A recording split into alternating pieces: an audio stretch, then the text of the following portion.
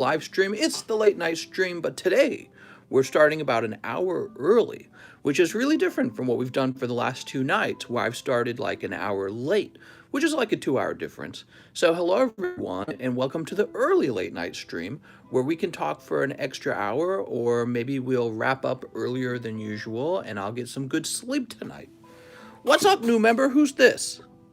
Mr. Richard Johnson is a new member on the channel. Thank you for joining, Mr. Richard. Here's Justin. What's up, Justin? He's got the weird go. Let's see what you guys were talking about. Tagalog says, let's go. JP says, let go. I think it's 11:59 his time. It is 11:10 my time. Early stream, says Goblin. That's right. Richard says, I'm ready to buy big today. Whoa. Goblin says, you got to know when to hold them. That's right. You got to know when to hold them. Rush says, Lost Thunder has been unkind to me. Oh, man, I'm such a fan of Lost Thunder. I ought to open a whole box of it for myself right now is what I ought to do. Does anyone know which pack has the Charizard with the Snowflake Hollow?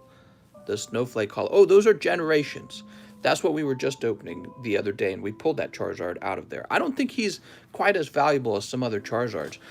Here's a Charizard that I'm a big fan of. This is the Blaine's Charizard. Ooh, 1998. So this was released right before they released Pokemon cards in America in English. 1998 Gym 2, Blaine's Charizard. Actually, you know, I was just looking up the price of another Gym 2 card that a lot of you guys probably have never seen before. It's this one. This is Gym 2, Names Chansey, and the reason we say name is because you're supposed to put your name here. So this is Named Chansey, and so you're supposed to say like Bob, and so it'd be like Bob's Chansey, right? It's kind of cool because it shows Chansey coming out of an egg, and Chansey has an egg on her tummy. So is that another Chansey? Maybe. Well, anyways, what's interesting about this card is it's just an uncommon card. But the only one for sale online I could find as a 9 was $500. I just looked this up. That makes this a really expensive card, and that's because it's exclusively a Japanese card. I'm a big fan of doing that, collecting Japanese exclusive cards. I think they're really cool to hold, and I think they're especially going to be high demand in English and Japanese, right? Because you know, if there's an English equivalent to a card, you go, well, I speak English, I'll just get the English one. Well, there is no English equivalent to this. So this is the only one to collect. So I really like this. I need to get it in the 10.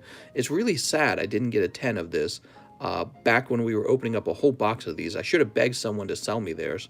And yeah, so I've got a 9 and it's $500. Maybe I'll make this a large. Maybe somebody would be interested in buying it. But for now, this one's mine, and it's all I have. I don't even think I saw a 10 for sale. Man. But I got 10s of these Blaine's Charizard. They look lovely, don't they? I've told this story before. When I was a child, my dad brought home a whole booster box of first edition Gym Challenge. And he opened up that box and pulled, 12 hollows. And Blaine's Charizard was one of the hollows. It was so cool. So that Blaine's Charizard sat in his folder, which he kept in the bedroom. He had a wardrobe. And he put the folder in the wardrobe. And every now and then we'd sneak it out and we'd look at all the cards. And it was so nice. You know, it's funny. I think back then he intended to sort of store the cards for a long time and see if they go up in value. I think I was told that his folder got sold in a garage sale. What a pity, but that would have been after I left. Mr. Wyatt, he says, have you announced who won the box giveaway? I sure did. We announced it at the end of yesterday's live stream, and the winner was Mr. Brian Ochoa. Wow, Brian had a really good night yesterday night because not only did he win the box of Silverlands, but he pulled a hot pack out of the custom booster box. It was a $300 hot pack, and it had a whole box of Lost Thunder in it. So he walks away with all these Lost Thunder cards, and then later he picks up the Silverlands box, and man, he's just got like a whole fat bag because of it. So congratulations to Brian Ochoa. Very lucky. And of course, we used a random comment selector. It was just some software online to pick the winner. So he got very lucky that night. Congratulations, Brian. Do you guys like the giveaways? Oh man, they're pricey, but I like hosting them because they're so fun. You know what I like about giving away a whole box is just how substantial it is. But before we can do another nice little giveaway like that, I do need to sell off a few cards to justify it. So if we have a nice night tonight, maybe we'll do another box giveaway pretty soon. Would you guys like that? I think you guys would. What's up, Fates Fire? He says, hi, y'all. How's it going, Fates Fire? Welcome, welcome to the Card live stream. Tonight's title, let's talk about the title. So tonight's title is The Crypto Market Burst While Collectible Cards Stay Strong. But why? But why? I'm going to go ahead and add an S to that, actually. Collectible cards stay strong. There we go. Collectible cards stay strong. And I actually wrote a list. I have a list here. Oh, so I have some thoughts about collectible cards, or maybe you could just say collectibles versus cryptocurrencies. Because I don't know if you guys remember this, but a while back I was sharing some of my concerns about cryptocurrencies, some of the things I didn't like about them, and I distinctly remember losing subscribers that night because I didn't toe the line for crypto. Maybe that's like it's cool and young to do that, and I'm still fairly young. And actually I do own crypto and I'm down like it's like 40%. It's a ridiculous amount to be down by. But yeah, so I have some cryptocurrency despite my reservations. And anyways, I thought we would talk about some of the ways that I like collectibles over cryptocurrencies. And so I tell you what, we'll do that right now. And anyone who comes back to watch the live stream can go over it. So this is my biggest one at the top right here. I say that cards are real. They're driven by, the price of these are primarily driven by nostalgia. Okay, so maybe you have a favorite movie, a favorite game, favorite sport, or something like that. And the reason you come back later and spend $100 on a piece of cardboard that really shouldn't cost more than like a couple cents, a couple pennies to produce. The reason you spend $100 later is because you want to collect it and you want to hold it and remember it from when you were a child. So this is strongly nostalgia driven.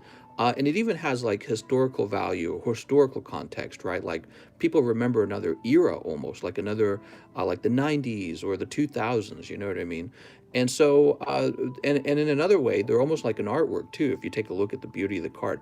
So one of the biggest differences between cryptocurrencies and collectible cards is you can hold it in your hand. You can put it on the wall. And you can't do that with cryptocurrencies. And one of the things that you have to think about when you go out and do something like buy Bitcoin is question, what are you really buying? So you're buying almost like an idea, but like in the literal sense, what you're buying is a unique number. That's all it is. It's a unique hash. And you're just, and you could call it a token if you want to call it a token, but that's all you're buying. You're just buying a number. People call it scarce. It's not really that scarce if there's like 9,000 other cryptocurrencies on the market. There's all these other and they make new ones every day, right? They're always trying to make a new cryptocurrency because everyone wants to get rich, right? So a cryptocurrency in the literal sense is a number with a history of where it's been, history of where it's transferred from, and you can't hold it really.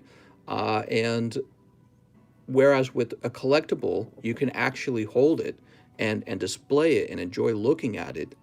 So it's very different. So the first way that cryptocurrencies and cards are different is the cards actually hold nostalgia. Sometimes they're attached to a really strong brand like Pokemon or like to a sport, right? Sports, you're a famous player who made some historical, good score or something like that. He's remembered in a card for a very long time. All right, sold by institutions. This seems like an odd one. They talk a lot with cryptocurrencies. They talk a lot about adoption by large institutions, and they talk about getting everyone to adopt the usage of cryptocurrencies as a currency, like an exchange. You can go and buy diapers with it for your baby or whatever. Well, that's not really true. You can't really go to Walmart or Target or Amazon and spend your Bitcoin. But what is true is you can go online and everyone's trying to sell cards. Now, I know Walmart and Target, some of them, not all of them, by the way, removed their cards from the shelves. But the funny thing is, the only reason they removed them is because they were selling so fiercely that people would literally get in a fight in their parking lot over obtaining those cards, but they still sell them online. Okay, and so they decided, some of those Walmarts and Targets decided it was safer to just sell it online. All right, so it's sold by the institutions. I would say there's pretty much, there's a large, widespread adoption of collectibles. I wouldn't say that's true with cryptocurrencies. Number three, not being regulated. Oh, that's a big one. That was actually one of my biggest concerns with cryptocurrencies like Bitcoin. If crypto, so one of the reasons people get so excited for like Bitcoin and Doge and Ethereum is they hate that the central banks have the ability to inflate currencies. They want to print fiat dollars. And basically, whenever a government prints money, that's a tax on you. So people really don't like that. And they want to say, well, I don't own dollars. I own Bitcoin. What are you going to do about it, central bank? The central bank is going to do something about it. China's blocking, they're banning cryptocurrencies. That's part of the sell-off, right? Other than Elon Musk also tweeting, and maybe there's other things involved. But China recently came out and they had already said that they don't want cryptocurrencies. Well, they're saying it again. And I hear that basically they're banning it in a more widespread way over there in China as their central bank works on their own version of a digital asset that is used for buying stuff. And, they want to be able to watch what their people buy. That's what governments do. Governments have guns. Bitcoin does not. That's the big difference. Okay, so again, the very idea of buying Bitcoin is people want that mainstream adoption of a currency that a government can't control, but they can control it. The government has the guns. We do not. It's just always going to be that way unless you were to build up like a Bitcoin army, which is just never going to exist. So one of the nice things about collectibles is they kind of fly under the radar. Nobody takes them so seriously that they feel like it's going to threaten the dollar or threaten the yuan. So cards are basically unregulated. China doesn't care. In fact, I should point this out. There is a base set Pokemon cards in Chinese. Long time ago, when they released the base set 20 years ago, they had a Chinese language version of the base set. So China doesn't really care. In my opinion, they don't care if you buy and trade collectible cards. Not that I know of. And they probably never will care because it's just a nice thing you can have in your home, like buying a painting. Who cares? Whereas Bitcoin's goal is to replace the central bank.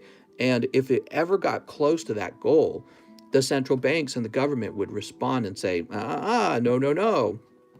So that's number three. Number four is it productive? And that's actually a really big issue. This is usually the issue that like Warren Buffett, Bill Gates, those guys will complain about what actually a cryptocurrency does. It doesn't produce any goods. Now, for a while, I was in agreement with them. And one day I realized, well, the reason you trade in cryptos isn't because it's productive. You trade in crypto because it's a currency.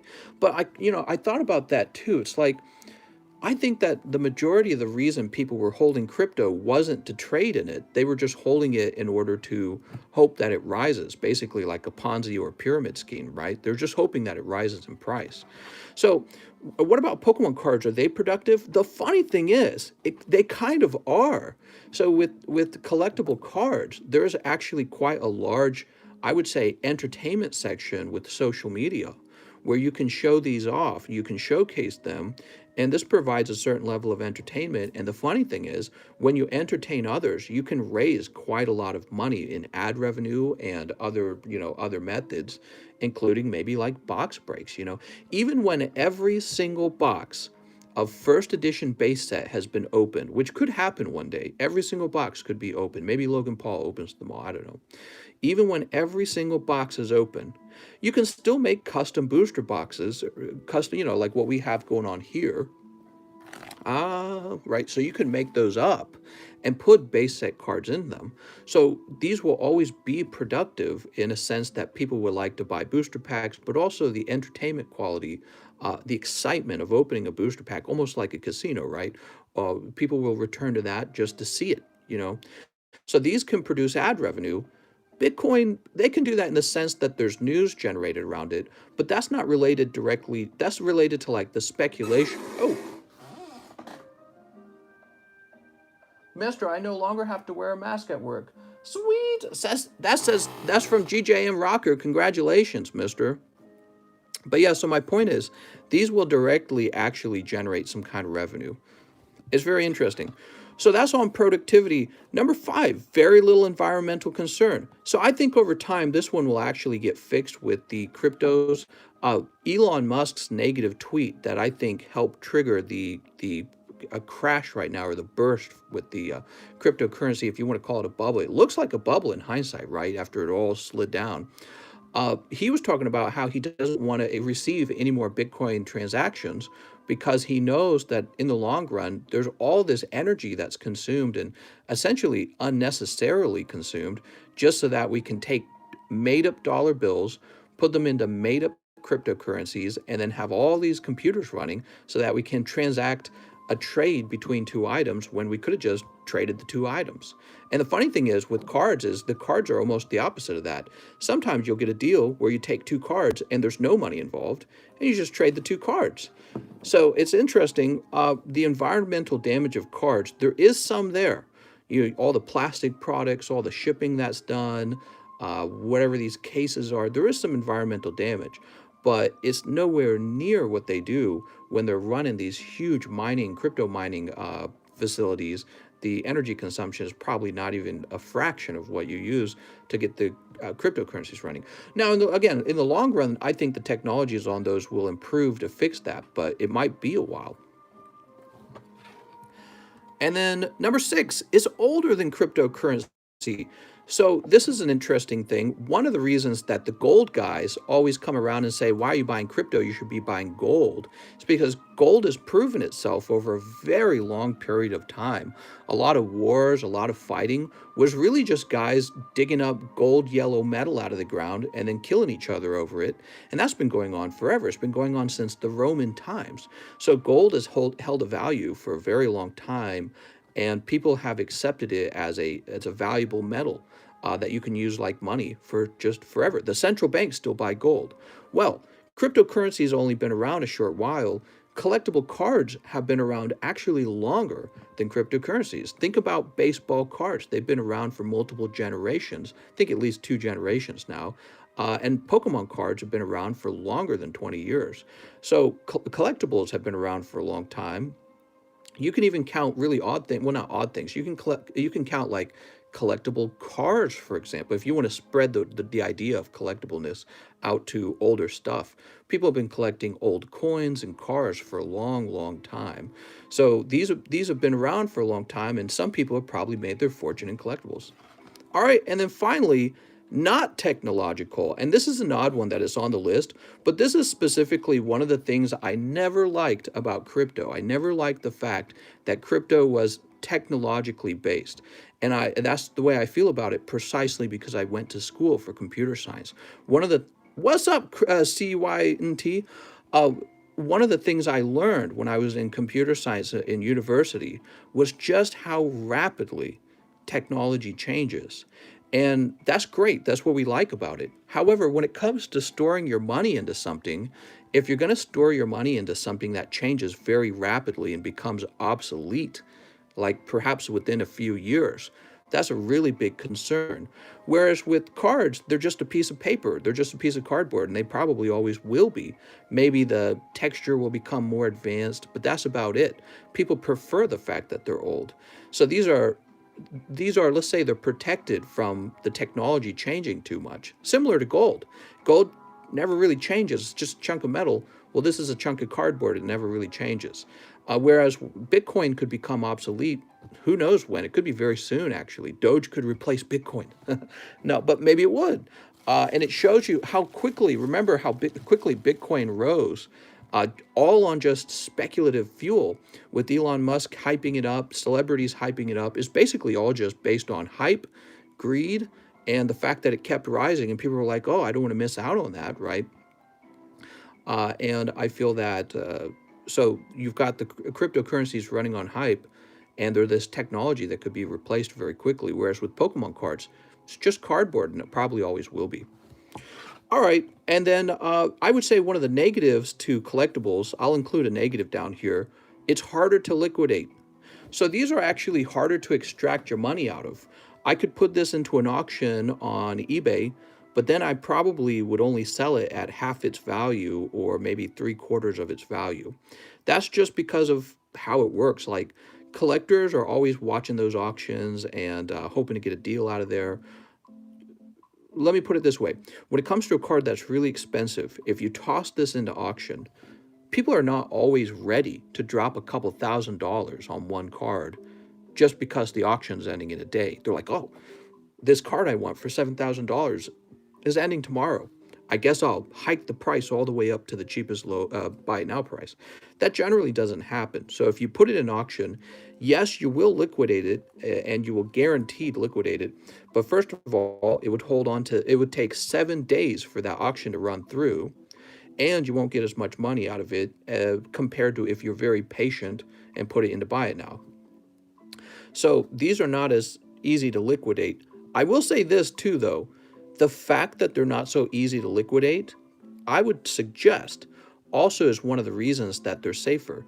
It's the fact that they're harder to sell that makes it so that people can't instantly dump them all off if they, change their mind in a moment.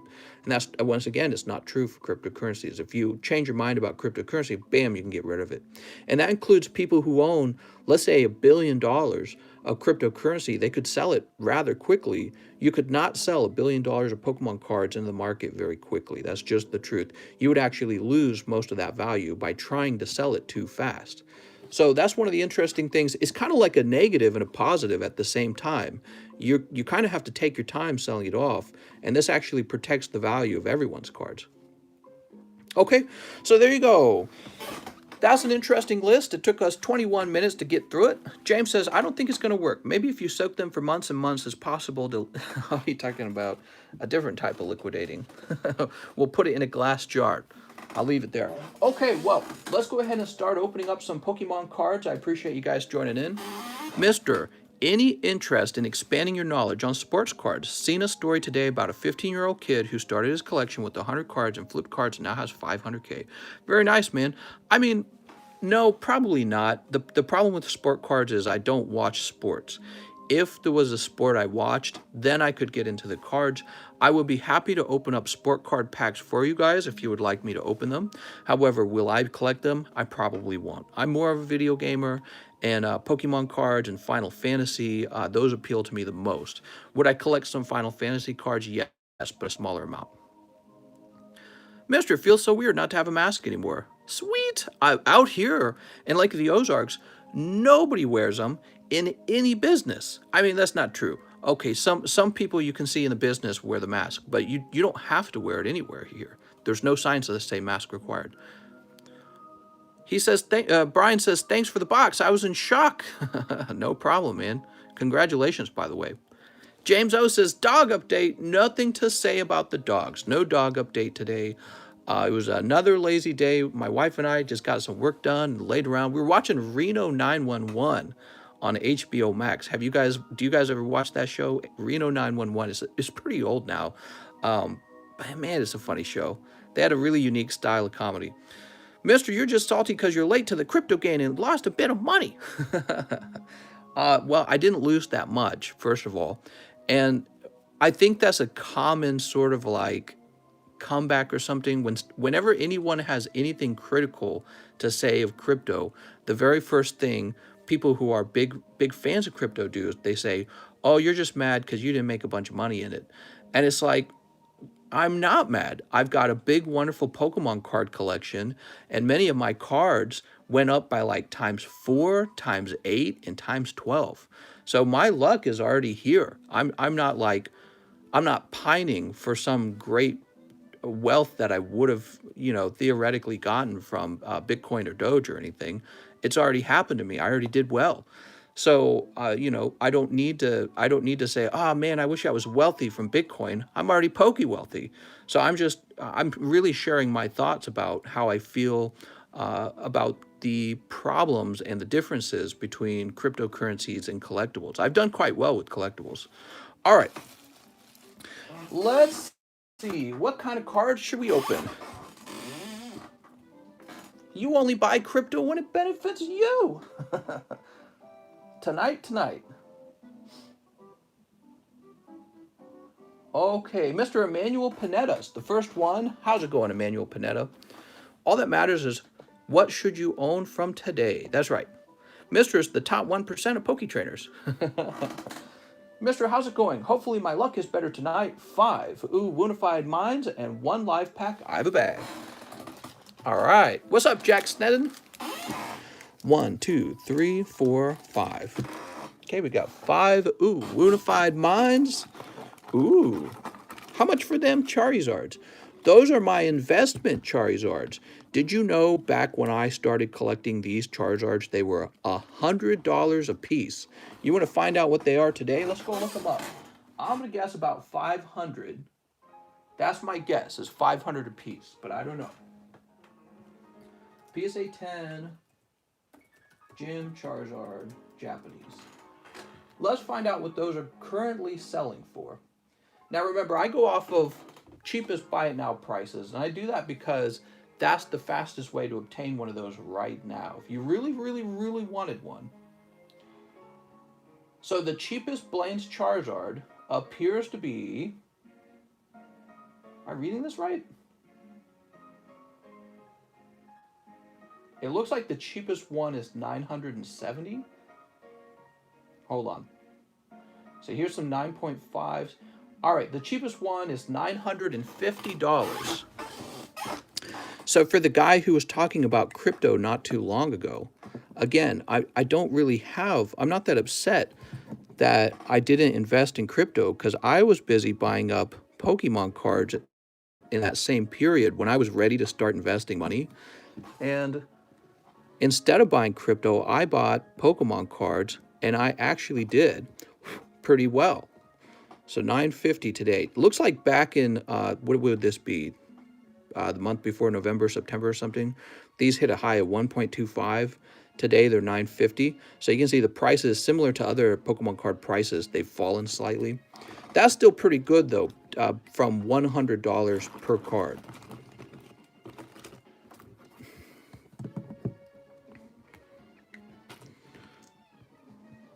And I wish back then when I was buying Pokemon cards, I wish I had just pulled out like a freaking loan, like even a bank loan, and just bought the most expensive thing I possibly could, which would have been like first edition Charizard base set, or maybe, excuse me, a first edition base set booster box. I wish I had just pulled out a loan and done that. But you know, it's always hindsight is 2020. I still did very well. Back then, what I did do was I obtained quite a few old vintage Team Rocket cards, and the Team Rocket collection's doing really well. Just show it off sometime. Do you have any Japanese Gym 2-packs? I think I have like one. I kind of don't want to sell it. Sneep. I have some PSA 10 graded Gym 2 booster packs. So if you're looking to add one of the sealed booster packs to your collection, I have those. I don't know if I should sell it, though. I feel like I should just hold. Seriously. All right. Mr. Emmanuel Panetta, are you ready? Yeah, so if you'd bought 3 of these back then, they would all jump up to about $950 today. Numel and, oh, Mr. Coach Trainer. Oh, that's not Mewtwo. What the? All right, nice full art. It does have one waifu in it, but then it's also got the, oh, Mr. Also Mega Sableye Tyranitar. Indeed, you're having a much luckier night. Let's see what else you have. Here's Archon and Bibarel. And then over here, you've got a tag team as well, Mr. Manuel. You're picking up Holo Mewtwo, Holo Zapdos, Wishy-Washy. Well, the Wishy-Washy is probably less valuable than this Holo Mewtwo, which is funny. All right, very nice. DOGE will be back soon. Elon just didn't feed him this morning.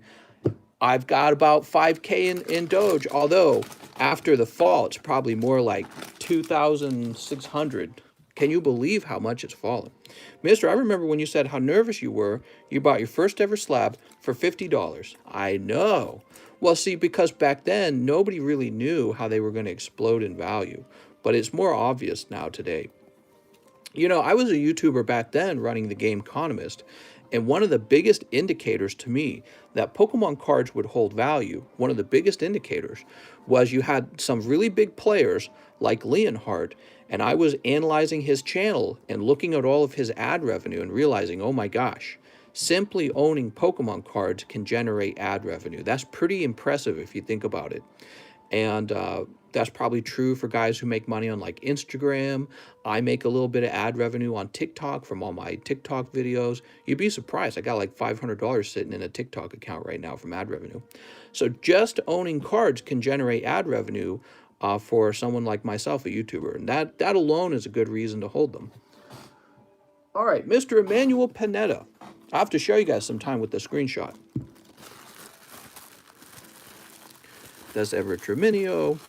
So there's always going to be a market of guys who want to buy up the Pokemon cards, if only to generate ad revenue from them on a YouTube channel or something like that. Pretty interesting, right? And that's one of those things that changed in the world with technology. Everett Treminio, we're going to need to move you. Where? I'll put you in the overflow. All right, Everett Treminio's in the overflow. Next up, we got Jonas Rosada. He says, I have a bag in a book box. He would like 6 Japanese Lost Thunder. All right, 6 Lost Thunders. You got it. 1, 2. Mr. Did I not say yesterday I was buying 2 Bitcoins? Well, I did at 34K and had a mini heart attack when it went down to 29K. Yeah, that's a lot of money to lose. But it looks like it's stabilizing at least a little bit. Ethereum's still kind of falling. 1, 2, 3, 4, and 5. I mean, I've got money in them. I hope they go back up. It's been very fun.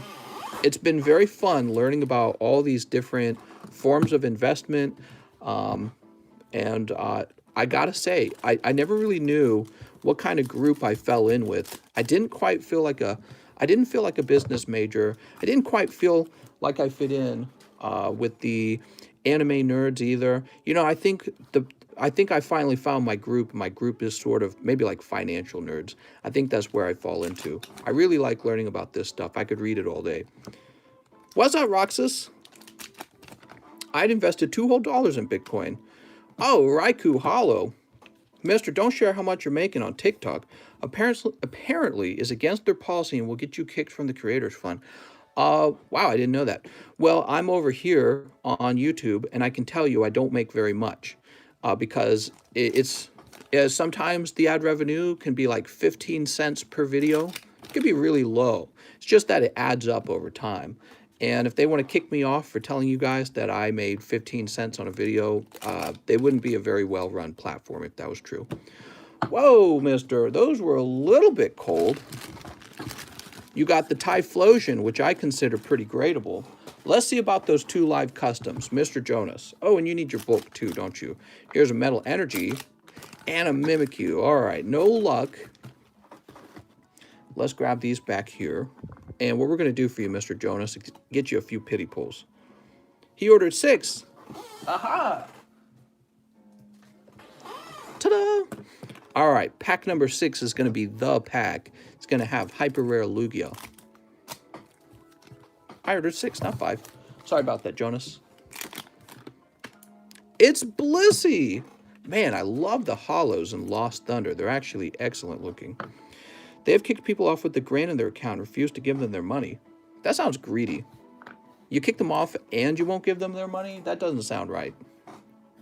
I mean, did they earn the money or did they not earn the money? You know what I mean? All right, here we go. A pity pack from Mr. Keith Cravers, donations. Thank you, Keith. Let's see what we got here. You ready?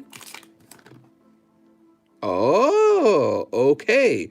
And now we're doing much better. You've got a number of hollows, including this lovely Piplup, and you've got this Naganadel. How nice. Wow, I don't even think I've seen this card before. It must be from a set, a Sun and Moon set that I don't open. I think. You guys recognize that one? All right, we have to thank Keith Craver for that. And let's go ahead and create this little baggie for Jonas. Keith, the king of pokies. Well, he's the king of generosity right now. What am I trying to write? Oh, right, Jonas. I had Keith this name in my mind. What's up, Caitlin?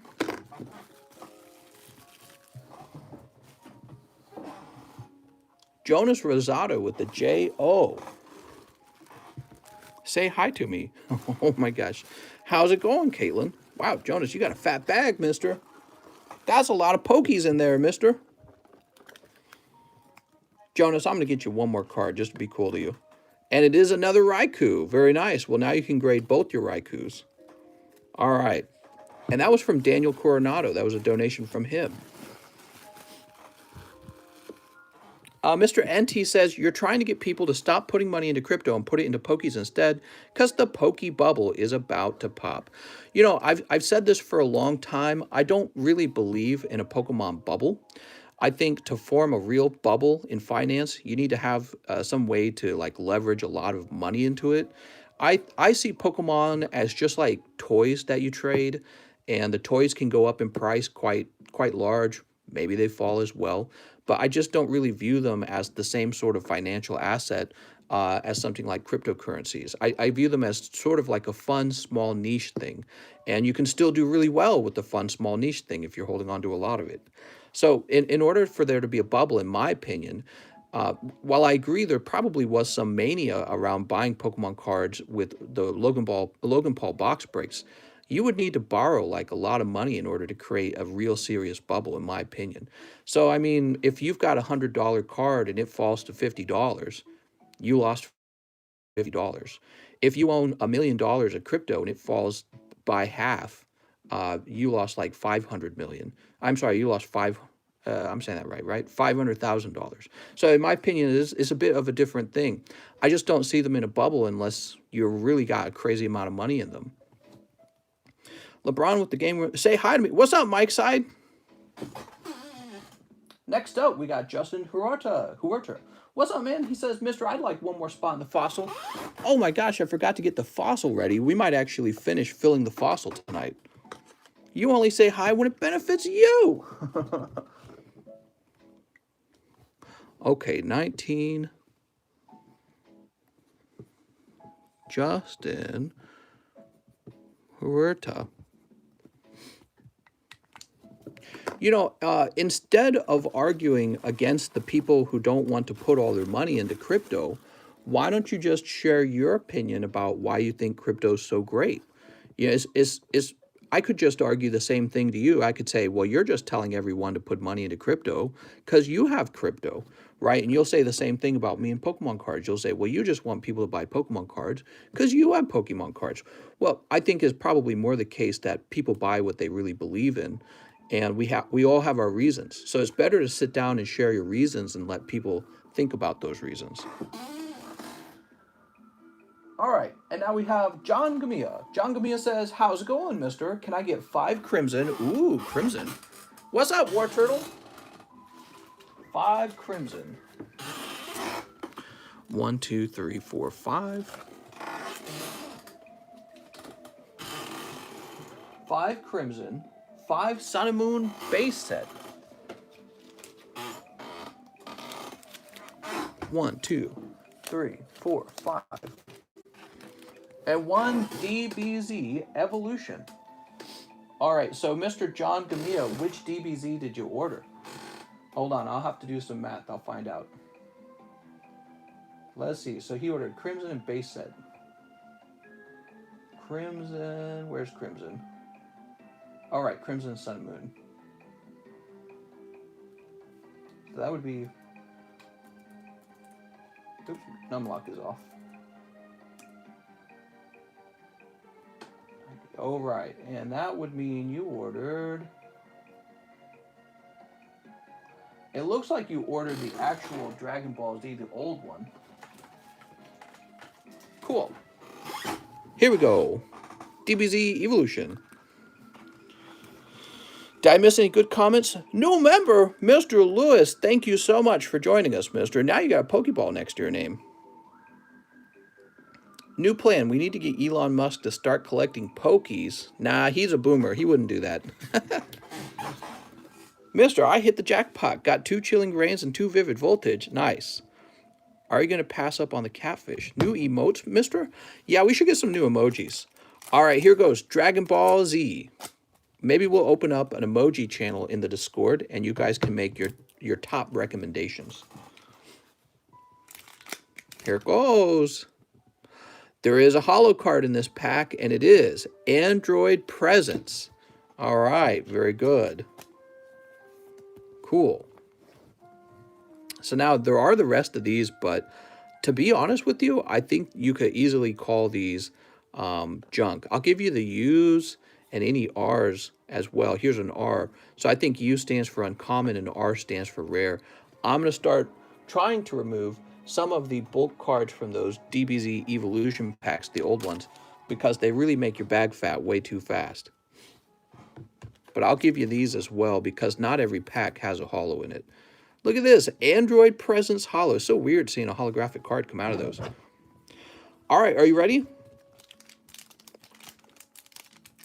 Did you guys see that one guy taking a short position against Tesla?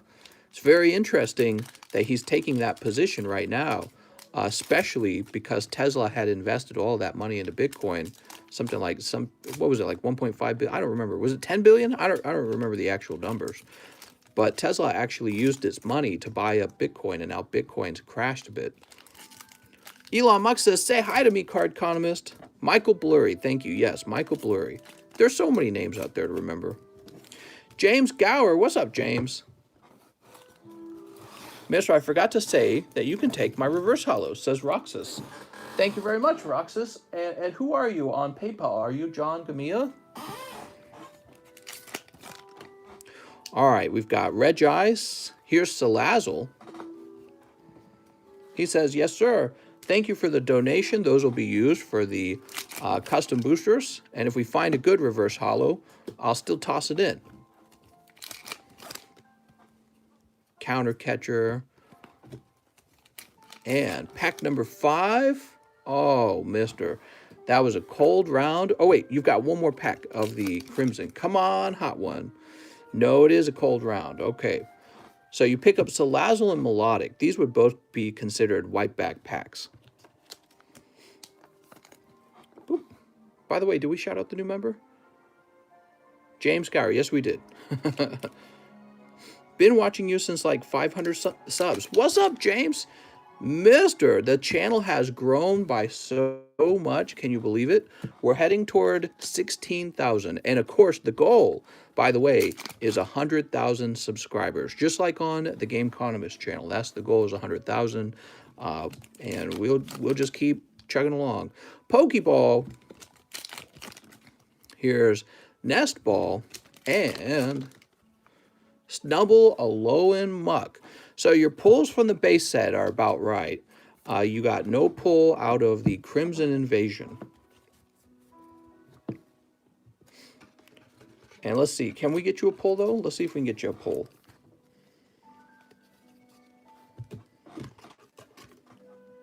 Here's a Pikachu from the McDonald's. A Charmander from the McDonald's, just for you, mister. That's a donation from Mr. Daniel Coronado, and in fact, he was really generous with his donation, so thank you, Daniel. John Gamia, let's find your bag. That's a fancy card to hold. I would definitely grade that.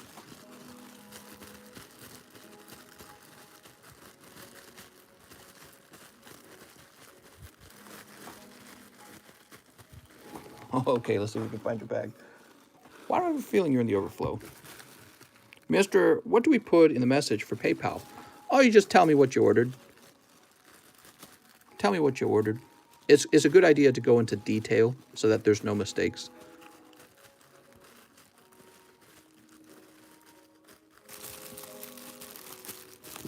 All right, not there. Mr. John, locating John's bag. Here we are, John Gamia. Ta-da!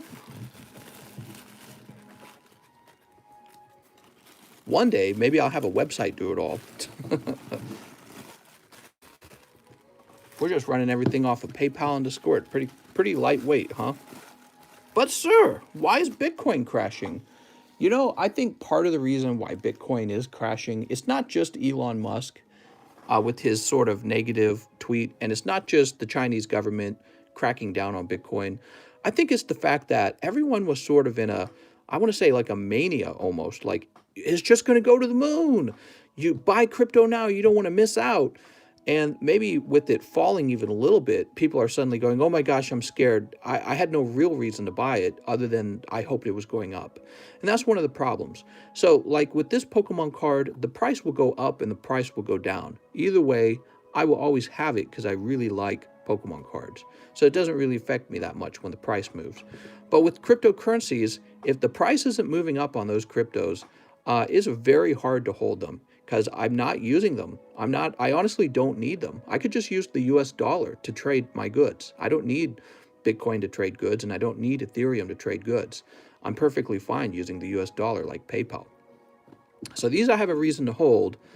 Cryptocurrencies I do not. It's really just speculation that hopefully they'll go up. Next up, we got Eric Guzman. He says 7 Lost Thunder Japanese. You got it, Mr. Eric. Oh, hold on. 1, 2, 3, 4, 5. And I need...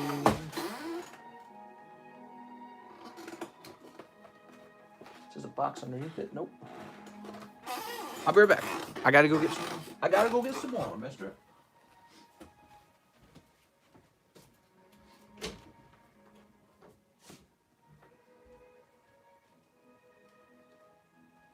Who's that?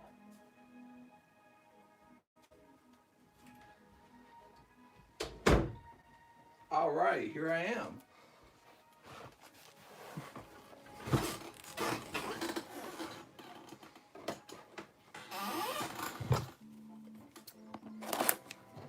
Is that RuneScape? No, that's not RuneScape. Is it? Sounds like RuneScape. Hold on, let me turn this music up for you guys. Oh, it's Super Mario World Underground. I knew I recognized it. Crypto is an alien. That's right, and the Pentagon's finally gonna say everything about it. 1, 2, 3, 4, 5, 6. We're still short one. Here we go. What's up, Pokey's Gaming Adventure? So once again, this is for our friend, Mr. Eric. Hello, Eric. Sneep. June will be full disclosure. That's right. No need to rush down Area 51. Are there more cryptos or dollars in total? Oh, mister, you got the best secret rare. That's the Shuckle Full Art. I'm going to have to buy that from you, mister. Love that. Big Shuckle fan here. You've also got, here's Ampharos and Umbreon. I like that the Umbreon even may have some value for Umbreon fans. Here's another Ampharos. Cold. Here's Naganadel. And Nihilego. Sweet. ET is coming home. ET phone home. Where's the 159 people watching and only 49 likes, though? That's right. Hit the like button if you want me to give away all my Charizards. I'll give them away to Cheese. Okay, Eric Guzman. Let's find your bag. Estuardo, Eric Guzman. I would trade it in for more packs. That is tempting. You can make an offer for that, but you might not like the number of packs I'd trade in for it. It all depends on the cost of just going out and buying one, I suppose. I'm a big fan of Shuckle. The problem for you is that everyone else isn't as big of a fan. Whoa, we got a huge order from our friend Richard Johnson. He says, I have a bag. He wants 2 large, 5 live, 5 shining fates, And then 5 McDonald's packs. Wow. Mr. Richard Johnson, what a large order. So this is the large. Large moving up to 16. Oh, mister. How do you even send cards without them bending? I don't know.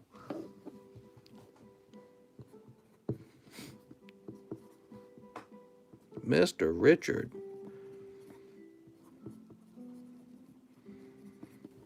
Mister, I heard you got a hemorrhoid. What? That is not true. Although sitting is very unhealthy. Sitting for as long as I do. So I need to start swimming more. Actually, it's supposed to warm up tomorrow, so I'm hoping to actually go swimming tomorrow. Okay, 5 live custom boosters. You ready? Mister, would you shave your chest? Nah, that's too much work. 1. How many? It was 5. Oh, it looks like you only needed 2, though. 2 large. All right, well, there you go. You got 2 large. So, Mr. Richard, you're in deep on the large, actually. That's 17 and 18.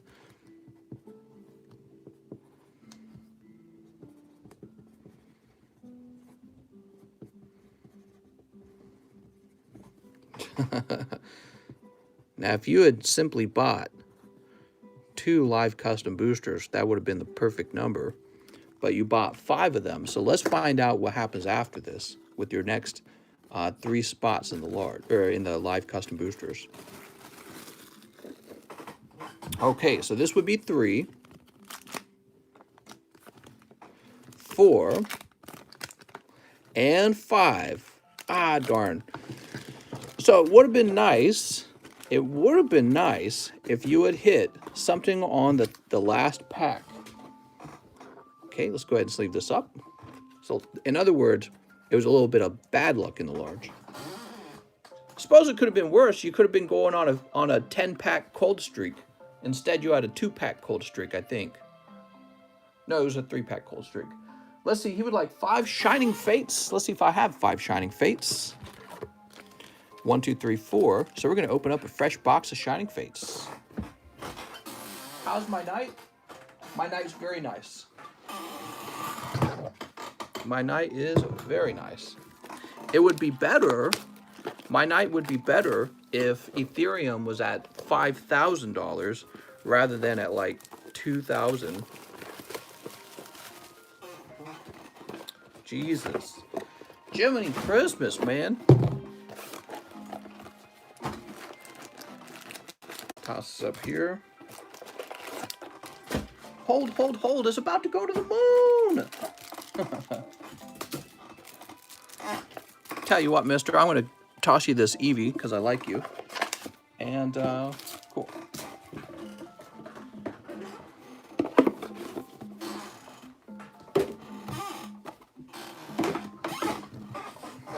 Okay, so I believe you just needed 1 more. There you go. Did I miss any of the dog updates? No updates on the dogs. Nothing unusual happening today.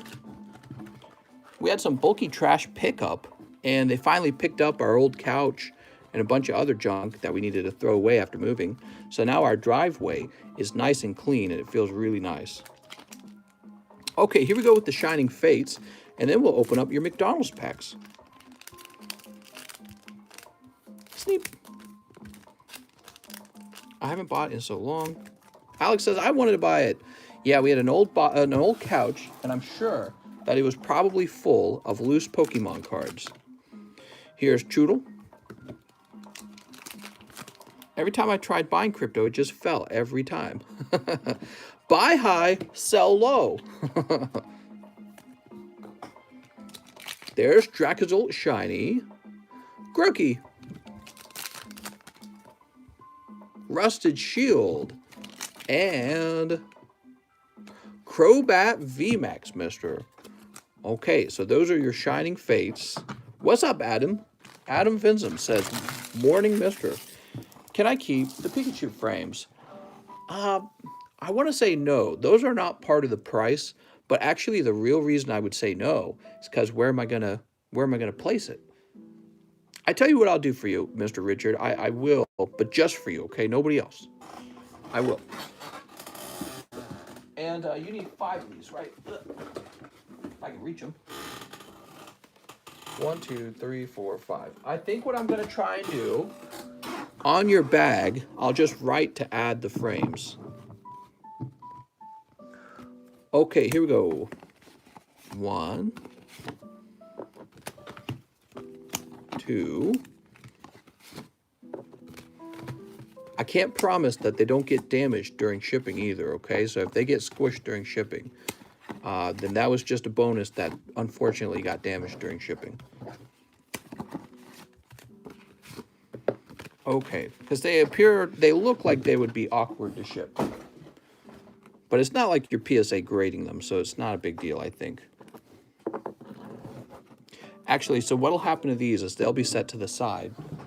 Again, I'll write on your bag that you would like them. McDonald's finally got the cards in Canada. Oh, Canada. You got some Pokemons? Sneep. And Sneep. All right, let's pull you some Peebs-a-Chews. That's the most popular one, right? Pikachu and Charmander. Those are the best two. Here's Torchic.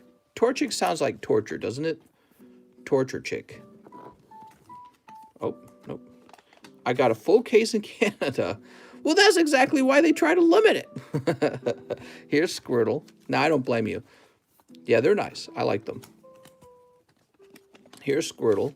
And Score Bunny. Who am I to speak? We're going through a case right now. Oshawott. One more pack, mister. This will be the hot one. You ready? Whoop. Ah, it's Totodile. Well, you did get a non-hollow Pikachu. Toss it over there. Okay, your reverse hollows. Let's go over those pulls. So you end up with 2 larges in the large. I hope you win. Here's your McDonald's packs. You pull a really nice Squirtle with a Pikachu behind it, so that's probably the best one. In the Shining Fates, you pick up Crobat, Dracozolt, and Eevee VMAX. So you got 3 lovely pulls from the Shining Fates as well. All right, and that's for our friend Richard Johnson. Richard with an R, huh? Let's go find your bag. Do you need a new bag? It doesn't say so. Here it is, Richard Johnson. Richard, let's see. I'm gonna toss you a bonus too, Richard. Give me a minute. Here we go. This is kind of cool. So we're tossing you a bonus. This is from Tag Team, and it's holographic Zapdos. And Tag Team English is actually quite expensive. Okay. All right. Thank you, Richard.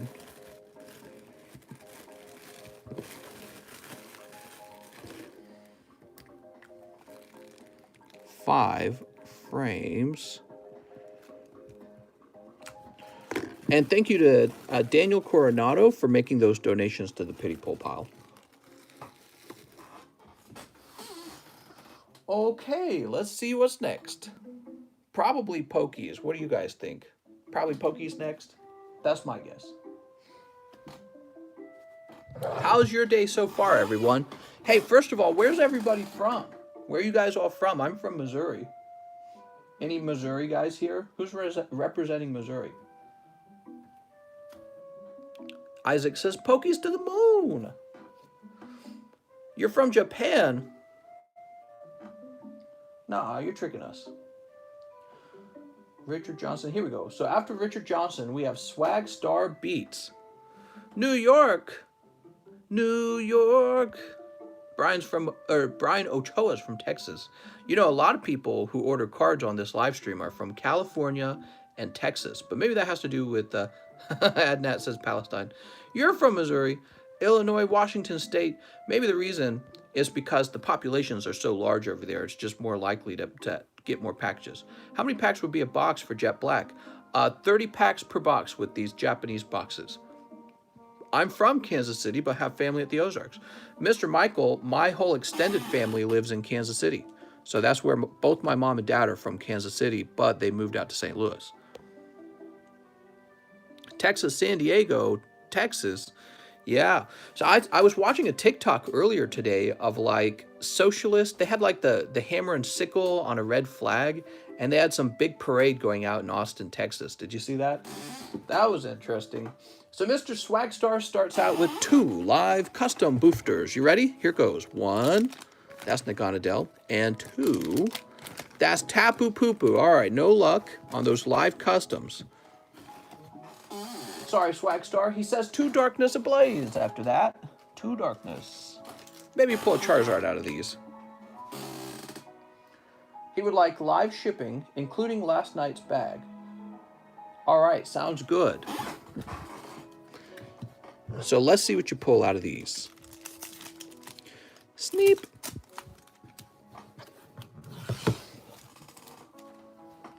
Even though we are a red state, I don't know about going that red. Here's Galarian Mr. Mime. And on pack number 2, oops, just Corvisquire. So the whole round was pretty cold. You didn't pull anything too crazy. Now the thing is, 2 live customs, 2 darkness, your odds of actually pulling something hot out of that are not terribly high. So that's part of the reason why you got so unlucky there. But maybe we can offer you a little something just because we're so nice. Here's a little bonus Gyarados. Swagstar, you need live shipping, and your bag is right here. Oh, I remember, Mr. Swagstar. You had some good luck yesterday night. Yeah, Butterfree, VMAX, and Salamence. You got that in 2 packs. That might have been why the next couple of packs were cold. Of course, then again, just like I was saying before, 2 packs is just so uncommon to get a hit out of only 2 packs. Mr. Swagstar, let's get you shipped. What is this music, man?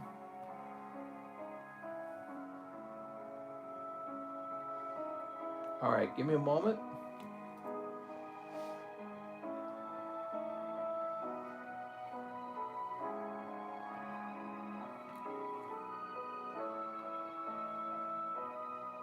Man, that's loud. It's because my laptop's on my legs right now, so I print up this label. Music's like killing me here. Okay. And we are done. Print. Perfect.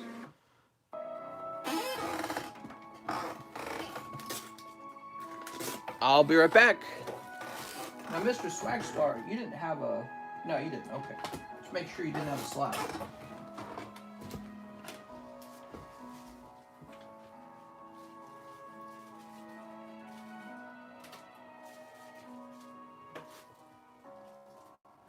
And now we're live shipping you.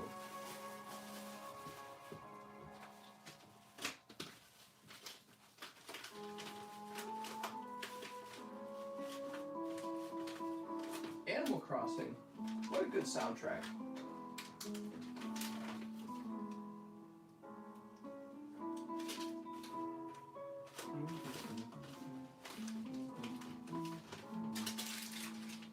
All right, you are live shipped, mister. It's so easy. All right. Dustin Day. He says, Mister, I'll take 5 matchless fighters and 4 darkness of balls. All right, you got it, Dustin. Mister, I bought a pre-grade, but let me know if it's more than the 6. 1, 2, 3, 4, 5. We should be able to take care of it. I mean, unless your bag's like super huge. 1, 2, 3, 4. I don't think it is. I think you have a large bag, but not like a super large bag.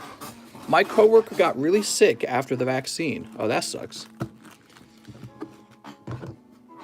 Here goes. Oops.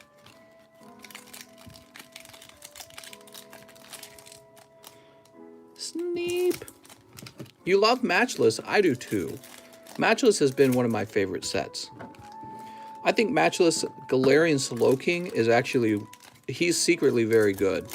I didn't know he existed yet. I guess they hadn't released him in the game yet. And I think they did real well on his design. And then the birds are surprisingly cool. How do the larges work again? Is someone pulled every week or something? I'm still kind of new with this. I got 2 last night. Right, so here's the large. And I believe we open all of them at 30 packs. And one person will get a very hot pull, and pretty much everyone else will just get some holos. So that's how the large works. And the large right now is for this. So in other words, is it 30? How many spots are there? Let me look up how many spots there are. So this large has 28 spots. So there's 28 spots and it's for this card. 27 people will mostly just get holographic cards in their booster pack. One guy will pull this Topps Chrome Charizard 9, valued at, it's like $800 or $900. So that's what the large is. And so one guy will get very lucky and the other 27 will not be so lucky. Okay, here goes. Let's see. All right, Dustin Day. How many more for Fossil? Fossil is very close. I think there's like 3 or 4 away. 1, 2, 3, 4, and 5. Shaman. Oh, Mister, you got like the coldest round of. You got the coldest round of matchless ever. What the?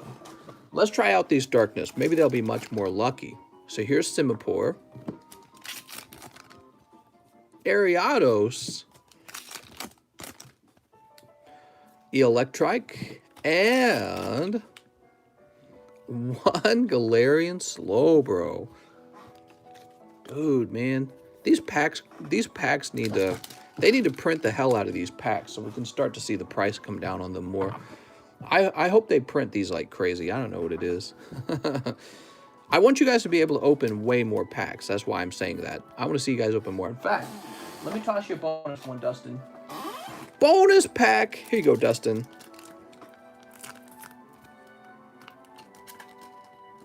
Wow, I don't like this method of opening the pack.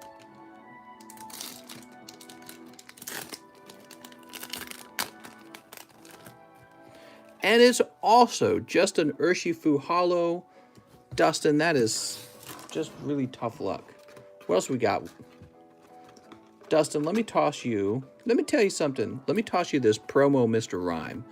All right, very cool. I saw Snorlax today, and I was just staring at him. What? Better luck next time, Mr. Dustin. I'm sorry. Estuardo Pascual says, let me try my luck with one live custom. Are you going to be getting Ultra Prism? I did get some more Ultra Prism today. I was thinking about just holding on to it and letting it grow old. But maybe we'll make it available. You're asking for it, so I really should have it available.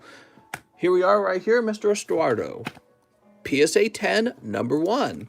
Now what is that? Let me grab these.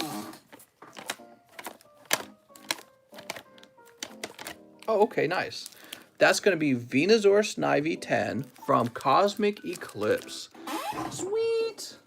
Very cool. Venusaur Snivy. Wow, wow, wow.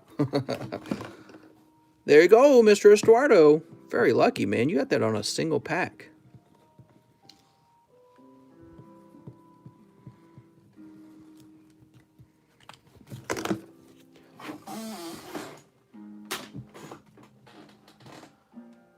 Will I be getting more Ultra Prism? I've got more Ultra Prism right now.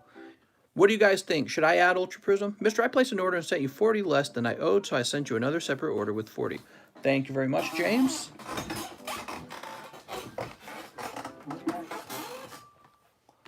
Ultra Prism. I've been trying my luck at them most every day, at least once. Ultra Prism.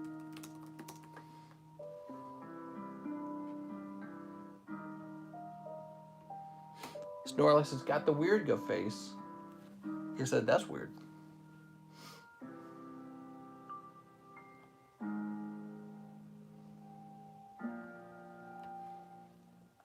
Give me a moment, okay, guys?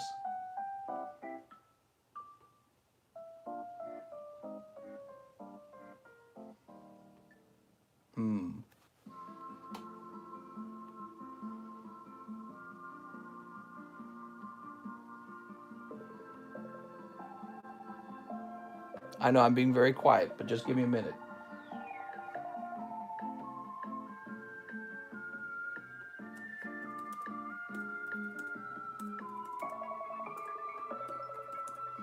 All right, I'm ready to add Ultra Prism back. You ready? I'm ready.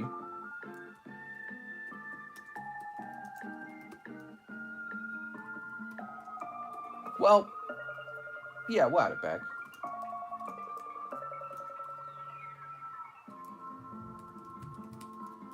All right. Very good. If you hit refresh, Ultra Prism will show up in the description. So next up, we have Ryan Blanton, and he says 2 evolutions. All right, Mr. Ryan. Nice to meet you, Ryan. I'm actually running low on evolutions. Can you imagine it? Blowing my mind.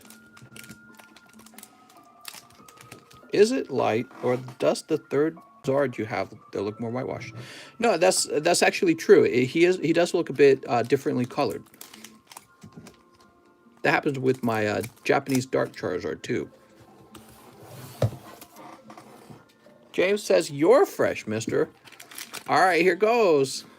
Pikachu. That's Onyx. All right, just the Onyx in this pack. He looks well centered at least. It might be an Onyx 10. Try pack number Pikachu again. Fire Energy. All right, looks like it's just going to be the Fire Energy. Woo! All right, you got Fire Energy. Onyx, who's maybe a 10, and 2 Pikachu's. James says Onyx is my favorite. That's for our friend Ryan Blanton. Mr. Ryan. Mr. Ryan, Mr. Ryan.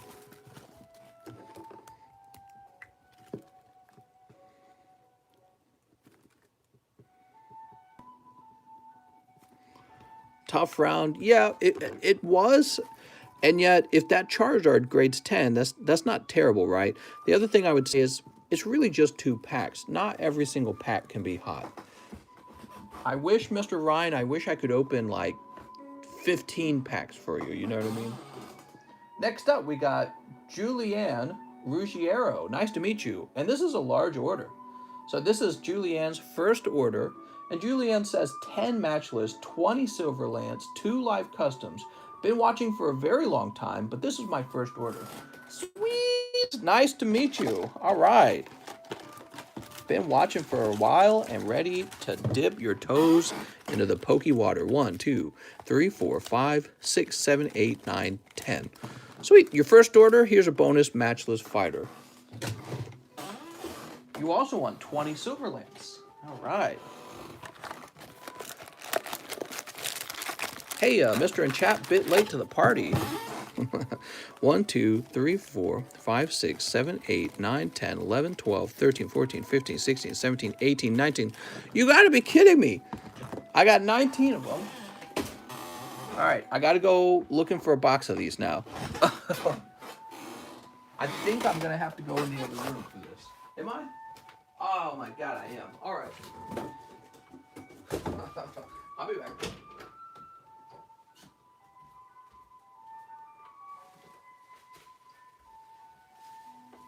Hoping this is the right box. So give me a minute.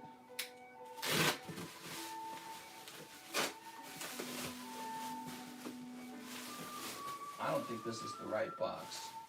Let's find out what's in this box though. Yeah, that's the other one. All right, I'll be back.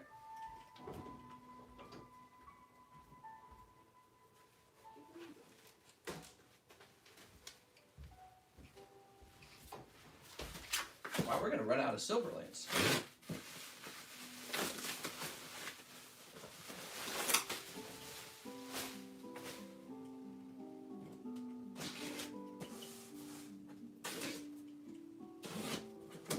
Aha, there we are. Lots of leftover silver lance here. So this is from a nice fresh case. Took me a while. Woo!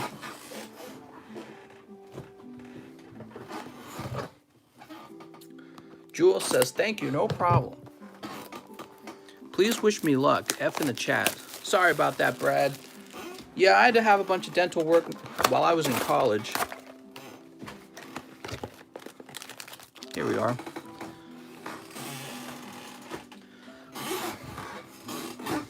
When I was younger, I was from a family of 11 children, and my mom really just couldn't afford to have much work done on our teeth. We were too poor. So my teeth, by the time I was, well, I left home when I was 8. Well, I left when I was 17, technically. When I left home, I already had dental work I needed, but I never had enough money to take care of my teeth.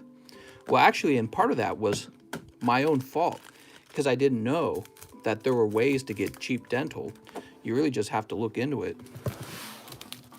2 live customs as well. Oh, hold on, the cat's opened the door. Kitty, you gotta decide if you want to be in here or not. All right, Kitty's not in here.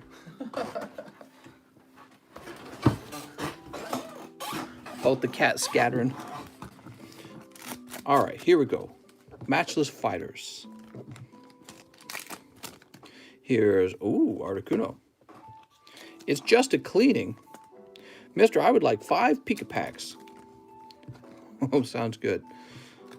TCC, I'm blessed with your presence. Sweet. Well, thank you for being here, Russ. Gets a box of the Silver Linus in the custom. Maybe. Here's Dracovish. But yeah, so when I was younger, I had cavities, and my mom knew about them because she would take us to the dentist, but she wouldn't have the cavities filled because there were so many kids. She just couldn't afford to do that. So you would actually just get in big trouble if you had cavities. So it would like make it worse to go to the dentist. So as a kid, you'd go find out you have cavities, and then get in trouble for having cavities because your parents couldn't afford to fix them. So that made going to the dentist terrible. Then I left home and I was taking care of myself, and that's how I've been my whole life. And especially when I was in college, those cavities had developed into really bad cavities by the time I was in college. And I had one tooth, eventually it like chipped, and it became impacted. It was horrible. The worst pain I'd ever felt. And I ended up going to a nurse at one of those little mini medical centers, and she helped me out a lot. She's like, oh, you're poor? She's like, go to one of these dental places. So there were these dental schools out in the middle of nowhere that you could drive 40 minutes to. And this would be like in a countryside, basically. And they would do dental work on you for extremely cheap. So that whole time, I could have been working on my teeth. I just didn't know it. So that was my fault for not researching it more. But I always just assumed I was too poor to get dental, which I was not. All right, here we go. Let's see. Is Zarude Hills Have Eyes kind of thing? That's right, Hills Have Eyes. So I ended up getting, I had one tooth pulled, and another tooth got a root canal, and then I had a bunch of fillings. So it was really, really quite a lot of dental work. But I was so happy when it was all done, because at that point in time, chewing had actually become kind of a complicated thing. You would eat your food very carefully so that you wouldn't bother your teeth. But now I have a nice smile. Well, my smile was always nice. It was always my back teeth that were most affected. Yeah. But putting it another way, I can chew confidently, and it's such an improvement with the quality of life. And no more toothaches either. So it was really, really, really worth it. Here's, Galarian Slowking. Mr. Smilegaze, Elon Musk, try and keep the pockets deep. Yeah, it was a really stressful time in life, because I thought that I was going to have to drop out of school to go earn money to fix my teeth. That's how bad They were hurting so bad, and they were getting, one of them was getting impacted, the chipped one. Ooh, Calyrex. Okay, there's Calyrex. Cold. So maybe some of you guys have experienced problem. Oh, here we go. Sweet ultra rare Bronzong. I was wondering when we were going to run into that. Look at that. Brad said this was during your college years. Oh yeah, it was during college years, and I was having like a heart attack because it was so stressful. I mean, here you would be pacing around at night because your side of your face is swollen and you're in so much pain that you can't sleep. It's just impossible to go to, when pain is bad enough, you just can't go to sleep. It's impossible. And the next morning, I would need to go take some complicated math test associated with like computer science. And so it was just really difficult in so many ways because it's like we're driving this car. I don't have permanent housing. We're driving a car that's like on the verge of breaking. It like overheats. And here I am the night before a test, not being able to sleep because I'm in such horrendous pain. Like I think I'd rather get kicked in the nuts than have one of those toothaches again, because they're not just super painful, but they last. They just last. And painkiller does nothing to it. Painkiller is like a joke. It laughs at the painkiller. So there I'll be in the middle of the night. I'm supposed to be studying, but or sleeping, getting a good night's rest. But I'm pacing around in enormous pain, and all the stress of the next day killing me too. So it's like the whole thing's a heart attack. Yeah, those were stressful times. Much smoother sailing today. And all that, you know, all that because my parents, when I was younger, my parents couldn't afford to fix my teeth. And, you know, I just had a messed up family life, which is why I left home. So it's like I never got the support of having parents who could buy anything for me. I just never got that support. And the frustration is I would go to school and watch other kids have a much easier time than me in school because they had nice air-conditioned cars that didn't break. They had a nice laptop. They didn't have crazy toothaches from cavities that couldn't be filled when they were children. So, you know, you could see that there was definitely a difference in difficulty for students that were poor. They're just these small things, but, you know, they play a large role when it comes to taking a test. Mister didn't even have a two-person blender. That's right. All right, Miss Giuliani. Wait, Julianne. You didn't take enough painkillers, mister. I know. I just needed the good stuff, right? All right. That is a very sweet pull. And that means you got the good card out of that box.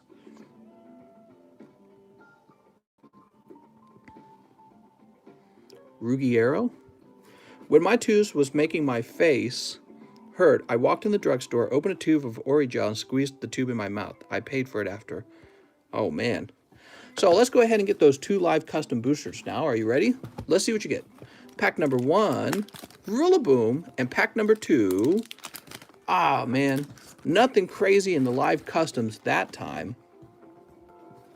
All right, I tell you what, though, Juliana. Is it Julianne? Julianne. I'm going to toss you this illustrator card as well as a bonus, okay? Thanks for joining us. Place you up here in the JUs.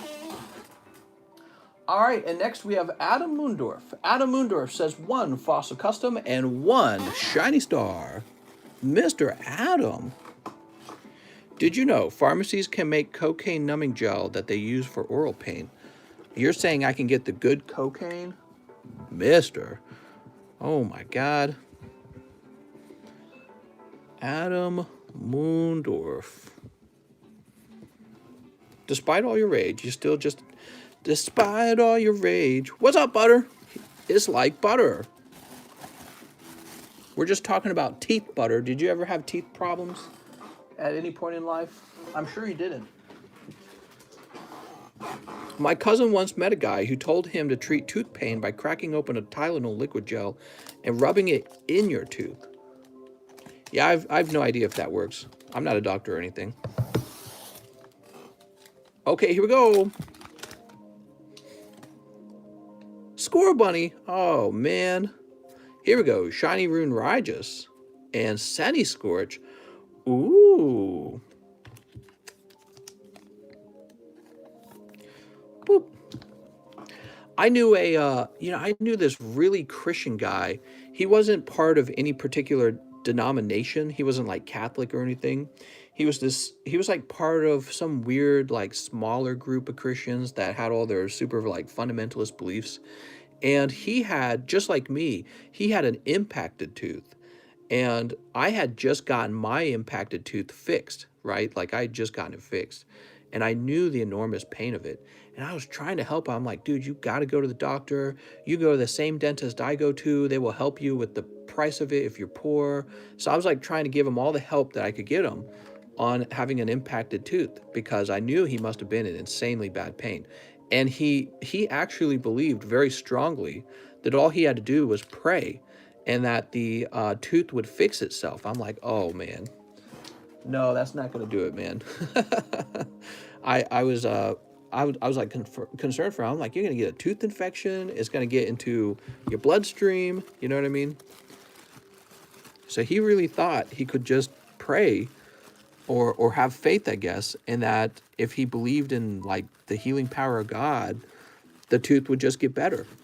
And I don't know what the ending of that story was because I didn't pry, but I don't talk to anybody a whole lot, especially people from my past. I can't imagine that it fixed itself from praying. I don't think teeth work that way. So it must have like at some point he must have given in or pulled it himself or something. I don't know. I think he was the truth is I think he was scared of the dentist. Sometimes you get religious people who view like doctors as sort of like the bad guys. Mr. Adam Mundorf. They think doctors are the bad guys. How many math classes did you take in college?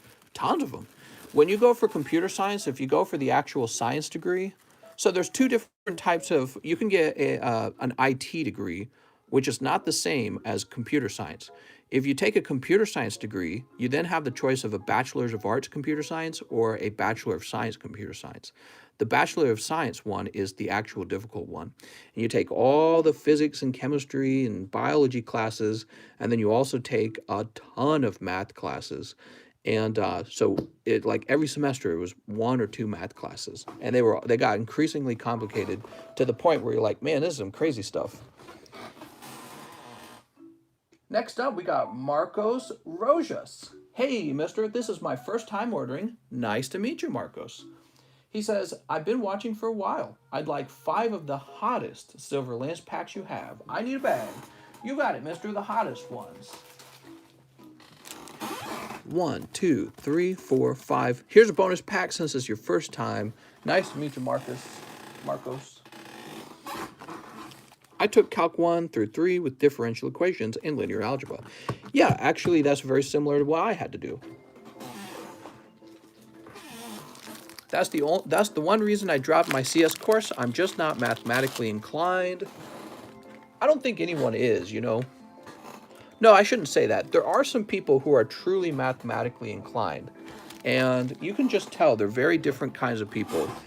They're almost like, I'm not saying this in a mean way, but they're almost like autistic, and they are so dedicated to just doing, I met them because the computer science course majors and the math majors, they were like the same group almost.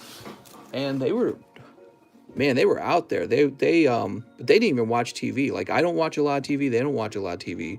They weren't like the anime nerds or the Marvel comic book nerds. They were like this whole other group. They're like, yeah, all I do is computational blah, blah, blah. And that's all they did. That was their only interest.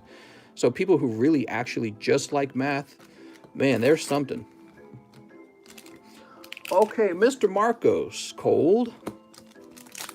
They'll sit around with like a calculator and a notepad, and they'll just be like, I'm going to solve this unsolvable problem. And that's what they do for fun. And that's all they do. They don't do anything else. They don't watch TV. They don't play games. You think that maybe like a science nerd or something like that, they fit in with all the other nerds, but not really, actually. There's like sub-nerd groups. Last pack. Also cold. Mr. Marcos, all 6 packs are cold, but we'll get you a bonus card, okay? Here we go. We've got a Toxtricity VMAX. It's all yours. I love seeing all the other stoners in here. What? I smoke brown weed. What? You know, there would be like the engineering majors, and the engineering majors weren't as crazy as the math majors. The math majors were something else. They were like peak something, peak autism or something. I don't know how to describe it. There's got to be a word for it, but they're like so completely removed socially. Really, all they want to do is sit around and just do numbers, and numbers are so devoid of, I don't know, like almost humanitarian, no, humanity, I suppose is the word. It's like devoid of humanity. I don't know what it is. And they just sit there like this. I know because I had a guy like that on my team for some of my computer science projects. A lot of the math majors also had to take computer science courses. It was required. And you ask them, like, what's your major? Oh, I don't want to major in computer science. That's the easy stuff. They're like, I'm a math major. And then they'll just be like this the whole time. It's like, what the crazy. Crazy, man. They were nuts. Really nice people, by the way. I'm not saying they were mean. But, yeah, I don't know. Very unrelatable, I'd say. More unrelatable than computer science majors somehow. My cousin is a math major. She's unemployed. I'm sorry. Tell her to get a job. All right, we're refreshing. Let's see if we got more Pokies to open. I sure hope we do. By the way, guys, for those of you who have joined in much later to the live stream, we were talking about collectibles versus cryptocurrency at the beginning of the stream. If you didn't watch that, you could rewind the stream after the stream is over, and it's in the very beginning. It's within the first 20 minutes of the stream. So that's the subject I talked about then. You missed it because we can't talk about it constantly in a live stream, but if you ever want to rewatch that, now you know it's in there. Okay, James, whoa, a big order. James O'Brien says 2 boxes of Jet Black. Pre-grade my bag and a live ship. 2 of them. Do I have 2 of them? All right, I'll be right back. And live ship. Give me a minute. Here they are. Okay, so these are also from a fresh case. I'm excited.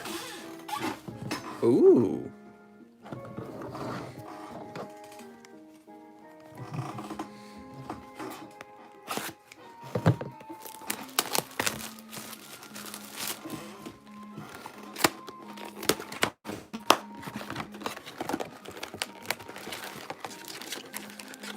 Brian says, I want that Blissey.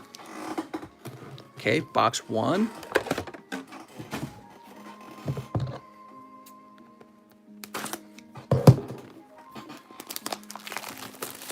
I used to work as a math teacher.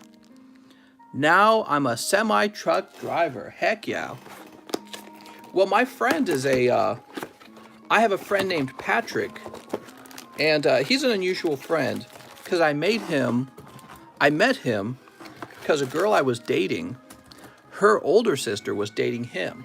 So he and I knew each other basically through sister association. And he ended up being a guy I really liked, really maybe related to. And he went to school to fly airplanes. He actually had a what do they call that? A pilot's license. And he would fly those little airplanes that you see in the sky for leisure every now and then. But he actually eventually became a truck driver instead. And I was surprised to learn later that he was paid really well to be a truck driver. I didn't know that. So truck drivers, if you get into a good job, you can get paid like $80,000 a year to drive trucks. And I was asking him a couple years back if he was worried about being replaced by technology. I was telling him, I'm like, I'm in technology and they want to get rid of your job. And he's like, I'm not worried. And the reason for that is because their jobs are too complicated to fully automate. Truck drivers make bank. Yeah, so I thought that truck drivers were sort of like the, what's the word? Salt of the earth, sort of like blue collar, poorly paid, hardworking men and women who just drive for a living and get the backbone of logistics in America. No, they can be paid like crazy well. They can be paid really, really well. Like if you and your wife were both truck drivers earning $80K a year, you'd be making like $160,000. Now let's say that you and your wife were both truck drivers and you didn't go to school. You skipped school. So you got a job truck driving right at the age of 18. And you just did that and invested all the money. You could retire early. You could live in a nice big house.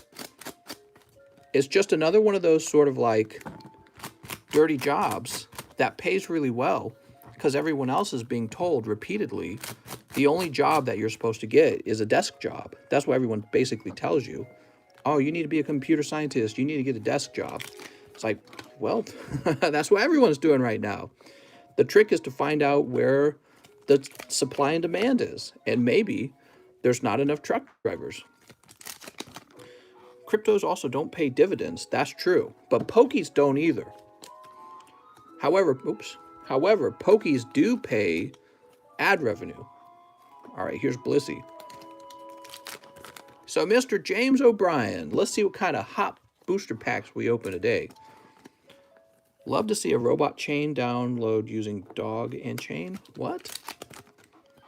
Oh, here we go. Look at this. The alternative art for Zerora. Wow, that's pretty cool. What's going on in that picture? You know, I didn't play the Pokemon game where this Pokemon was released. I don't know the whole story behind that character. Have you read The Millionaire Next Door? I sure have. Well, I didn't read it. I listened to it on my iPod a long time ago when I was working for Coca-Cola. I was working for Coca-Cola, and I had a very isolated job. I didn't have coworkers, and I didn't have a manager either. I just kind of did my work independently. And so what I did in order to kind of entertain myself while I was working was I downloaded all kinds of books, right? Like you could download Lord of the Rings, you could download Harry Potter. And one of the things I did, because I was stealing them all from like Pirate Bay back then, one of the things I did was I was just exploring more and more books. And that's when I ran into like all the self-help books and the psychology books and the investment books. And I ran into all kinds of great artists, including guys like Brian Tracy and Kiyosaki, which, by the way, he has a YouTube channel now. You can go listen to him on YouTube. So I ran into all those guys, and they really affected me. They were really good at helping you think about the world in a way that public education and just education in general really doesn't. Like, they try to teach you all this stuff that doesn't actually help you get wealthy over time. They try to educate you in subjects that, in my opinion, those educational subjects are for the wealthy, not the poor. If you're poor, you should be learning about how to get wealthy. And then once you're wealthy, you can lay back and go read about history. You can go read Shakespeare. Those are things to do when you're already wealthy. But when you're poor, you need to be spending every minute becoming wealthy. And that's one of the mistakes I think we make with thinking about education. Pirate Bay is a classic. Yeah, Pirate Bay, man. All right, here we go. So many pulls already. They're smoking DMT to come up with those alt arts. They're certainly nice looking. Let's see. Who won Silver Lance giveaway? It was Brian Ochoa. Here's Calorex riding a black pony. I was making 50K as a teacher, and now I own my own truck. I have a step deck. I make almost 100K a year. Yeah, right. So you can contract your own work as a truck driver, or you can even start a truck driving company. And I think I was mentioning that I saw some sort of investigative YouTube video the other day. It was investigating truck driving, and it was talking about how there's a major shortage of truck drivers. And so one of the reasons they think that there's a shortage is because everyone thinks that the truck driving job is about to go away. So nobody's going into truck driving because they're waiting for it to go away. And this has that side effect of the technology is not truly there to get rid of truck drivers. And now the supply of people applying to become a truck driver is really low. So the pay becomes really high. So I was like, wow, that's interesting. All right, so we've got, what's his name again? Zorora. I don't know how to say his name. Zeraora. I think it's Zeraora. And that's the alternative art, and he looks really clean. Calyrex looks clean. Yup. These Japanese cards are pretty good. So this one's a little thinner on the bottom. To tell you the truth, this one is too. I mean, these looked very slightly thin on the bottom, and these two too, but I'm not going to, if I were you, I don't know if I'd take risks on those. Maybe I would take a risk on the Calyrex. How about this guy?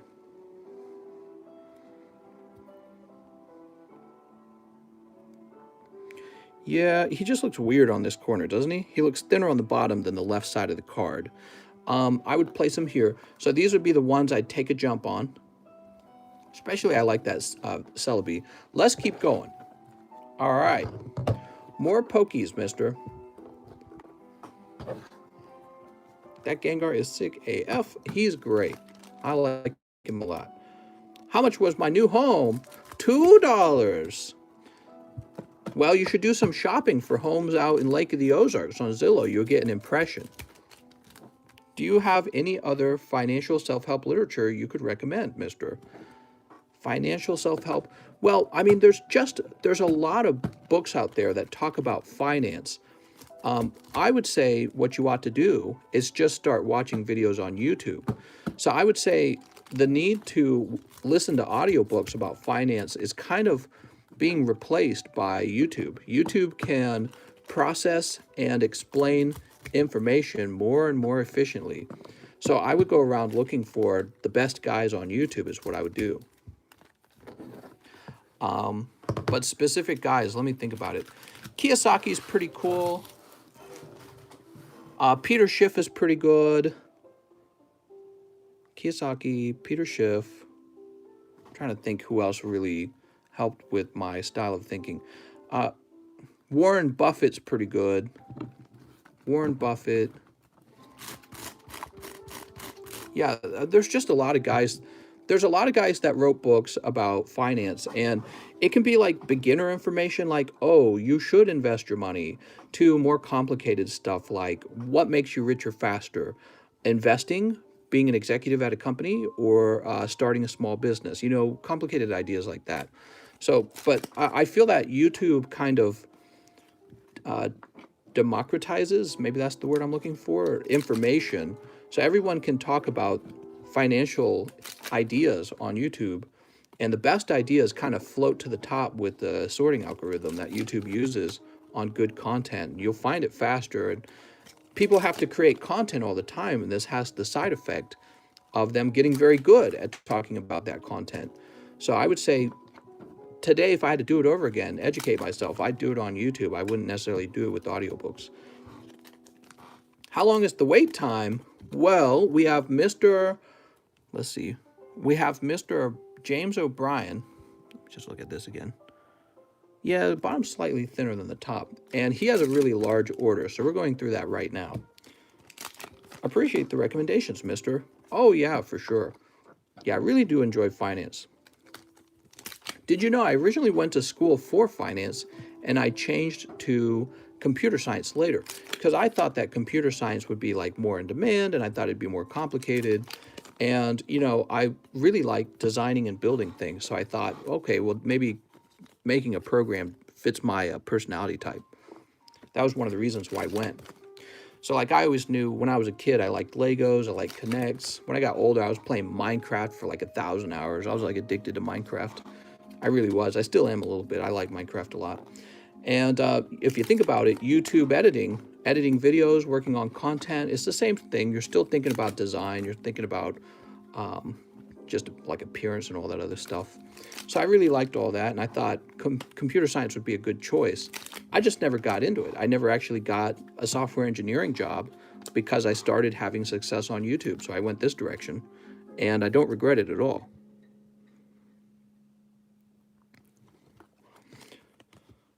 Your little penny sleeves flip is driving me nuts, says Eric. Oh, yeah, I put them on the table wrong. I put them on the table upside down, so I have to flip them.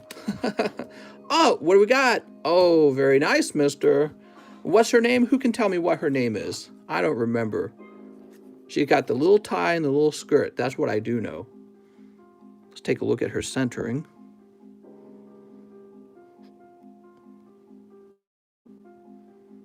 Looks pretty good.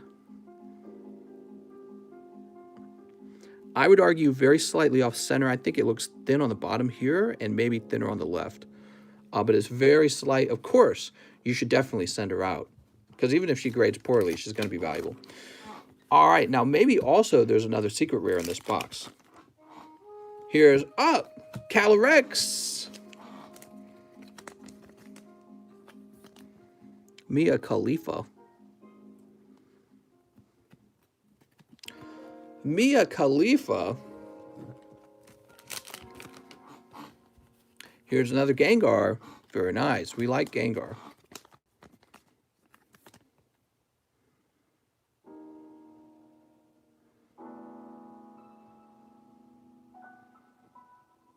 All right. This Gengar is slightly better than the other. Oops. Wow, that was a really big order. I really appreciate it, James O'Brien, for all the support. It's been very cool opening all these. Boop. Riley Reed. You know, if I had to describe probably one of the most formative things that I learned from all those finance guys, the number one thing I learned is that you need to be building or buying or working on an asset that you own. That was such an important idea for me. And I was working for Coca-Cola at the time, and it slowly started to dawn on me, oh my gosh, Coca-Cola is some other guy's asset. It's not mine. It belongs to the guy who owns Coca-Cola, the shareholder, maybe the CEO a little bit in a way, the board of directors. So I'm just the lowly worker, and I trade my time for money doing the job that they don't want to do because their work is more complicated than mine. And I realized I need to be working on my assets, not theirs. So that's when I decided, okay, I need to go to school then. Which, looking back on that, I was on the right track, but going to school, the best thing that I got from that is I met my wife there. The education itself wasn't really necessary, is one of the things I learned later in life. School is overpriced, unfortunately. I actually do strongly believe in education, and I've come to the realization that I don't think school offers the most competitive education. It's just sort of this thing you do.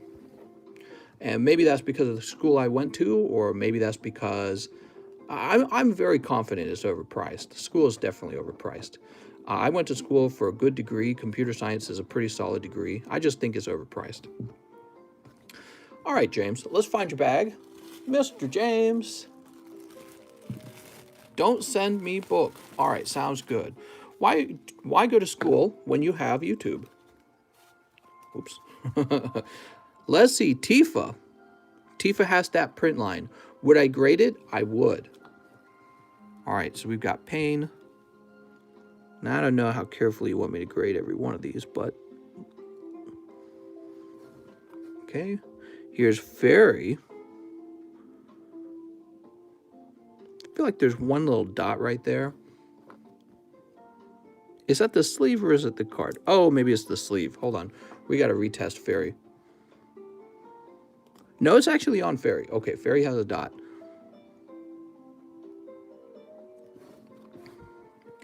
Now remember, I'm grading these, but this is not an official grade from like PSA or anything.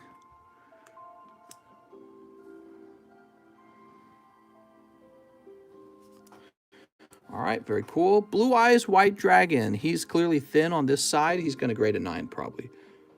What's the large at now? The large is getting closer.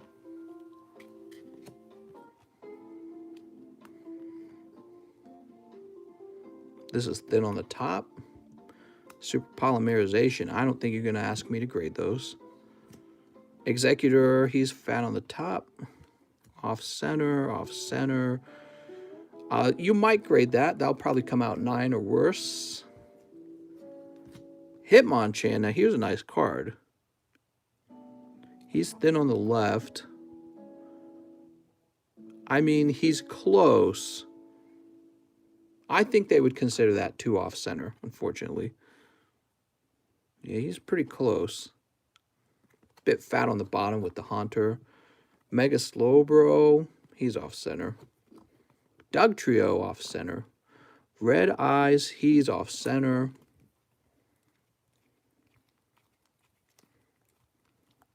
All right, the rest of that is Yugi's. Cool.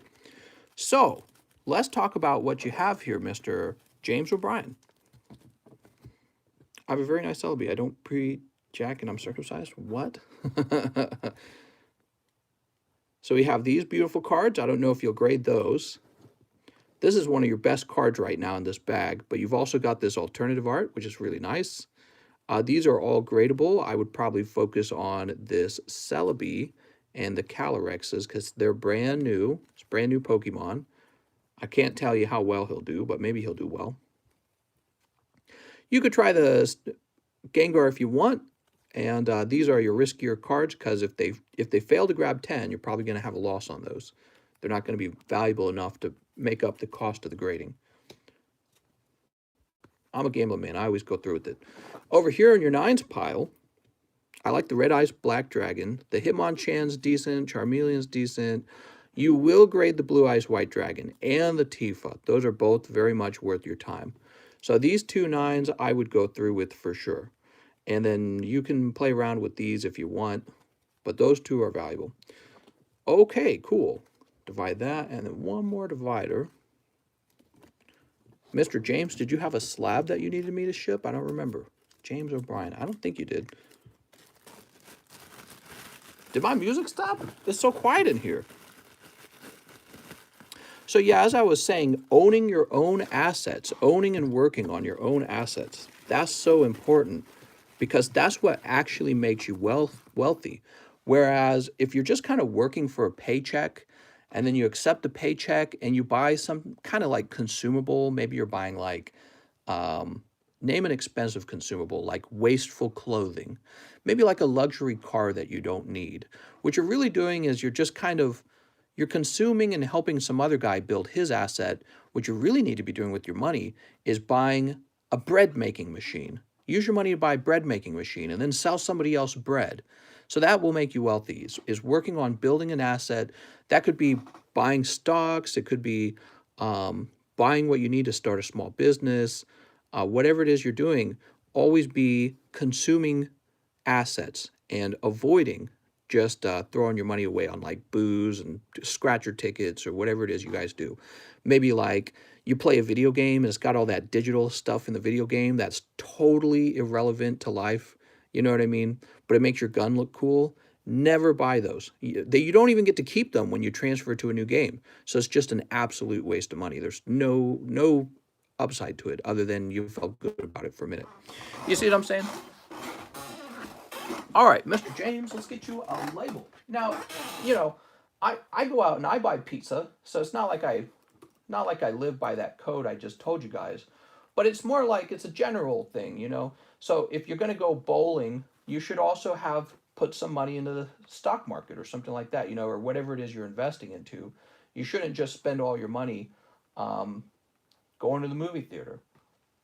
You should always have some money going into investment. All right, Mr. James O'Brien. Mister, you said pizza's unhealthy. Hookers and blow. That's right, Justin. But the reason that I stick to this idea of building assets is because it's not all about just buying stocks. That's the other thing I learned when I was listening to all these books. One of the things I learned is that buying stocks can actually keep you from becoming wealthy because especially if you don't have a high income, it can be really hard to buy a meaningful number of stocks before you're like 60. So what you really need to do is find out, how can I start a side hustle? And I think that side hustles can actually make you wealthy. And once you're wealthy from the side hustle, then you can buy stocks. So, and if you're not going to have a side hustle, you need to become an executive at some, you know, like Coca-Cola or something, okay? So those are the ways to become wealthy. And yeah. So it was a subject I was highly interested in. And I was learning that from the books I was reading, or listening to on my iPod. Mr. James. live shipping time.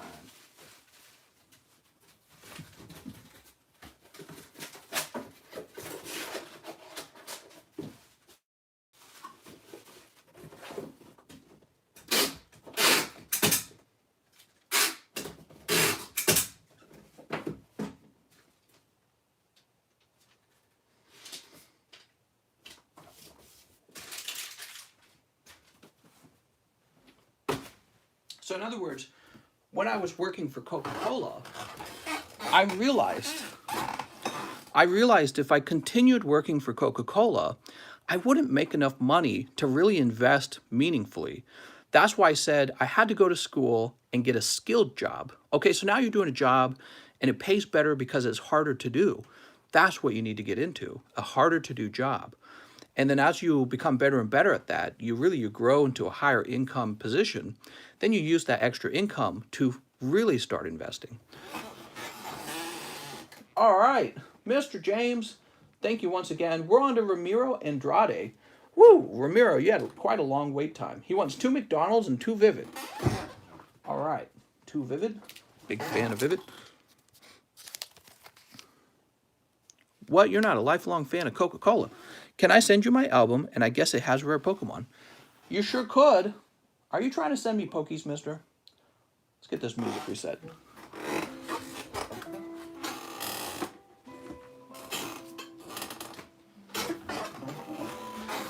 Mister, FYI, I can ship good quality cocaine anywhere in the U.S.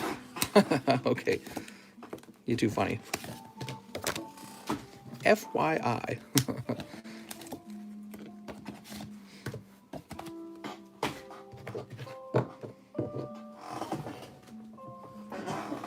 Pokies for feet pics. That's right. I do accept Pokemon cards for... I do sell Pokemon cards for feet pics. Give your pay box. What? Sneep. Sneep. All right. Good luck, Mr. Ramiro. Let me just double check this real fast. Here we are. All right. I want to open vintage Japanese. Do you have any, mister?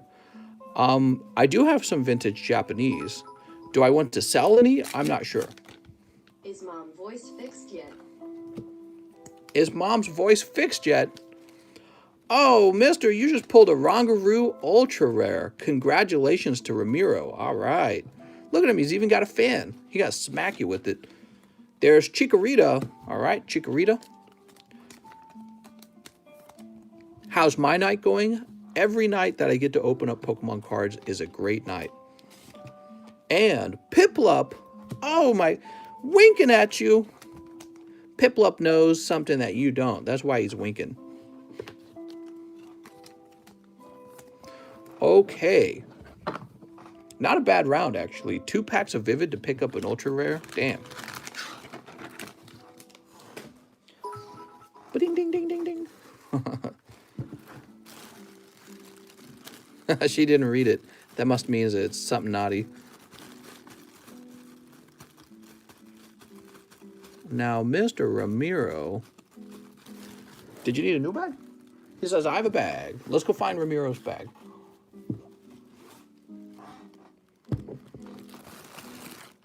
Here we are, Ramiro. Oh, we had the Pokemon. It's Pokemon!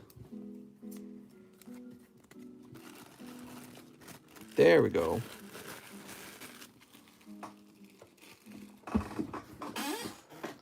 Next up, we have Alex PSX. He wants 1 live booster and 5 XY Evos. You got it, Mr. Alex. Good luck. Alex, pull in Cabalion. Oh, man. That Tops was right after it. I'm sorry, Alex. You're so close.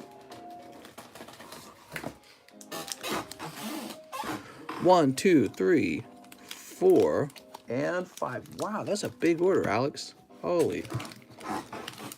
1, 2, 3, 4, 5. Oops.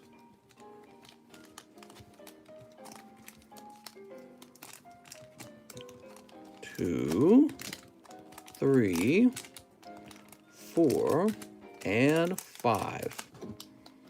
It's in the hood. That's why my babysitters used to tell me. What? Sneep. 1, 2, 3, 4, and a 5.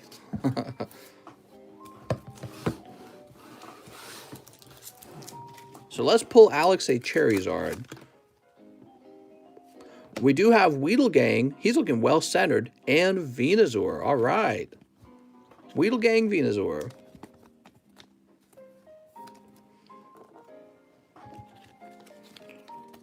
Snorlax V says, where's my son at? What? Weedlegang, Weedlegang, Weedlegang, Weedlegang. Okay. Pack number 2. Gyarados. That's pretty nice. Gyarados and Blastoise. So far, so good. That Gyarados looks extremely well-centered, just like the Weedle. Not seeing a print line. Could be a 10. If so, that's a nice pull. Okay, next pack. It's going to be Misty. Misty and Mewtwo. All right, we like the Mewtwo, so we'll toss him in too. Don't underestimate that. Misty's Determination Reverse Holo. People simp for those girl cards. Okay, and here we have... Oh, Mister. Another Misty's Determination. Woo, that's the full art version of the card. Worth probably a bit more than that reverse holo, right? Here's the Vulpix. Okay.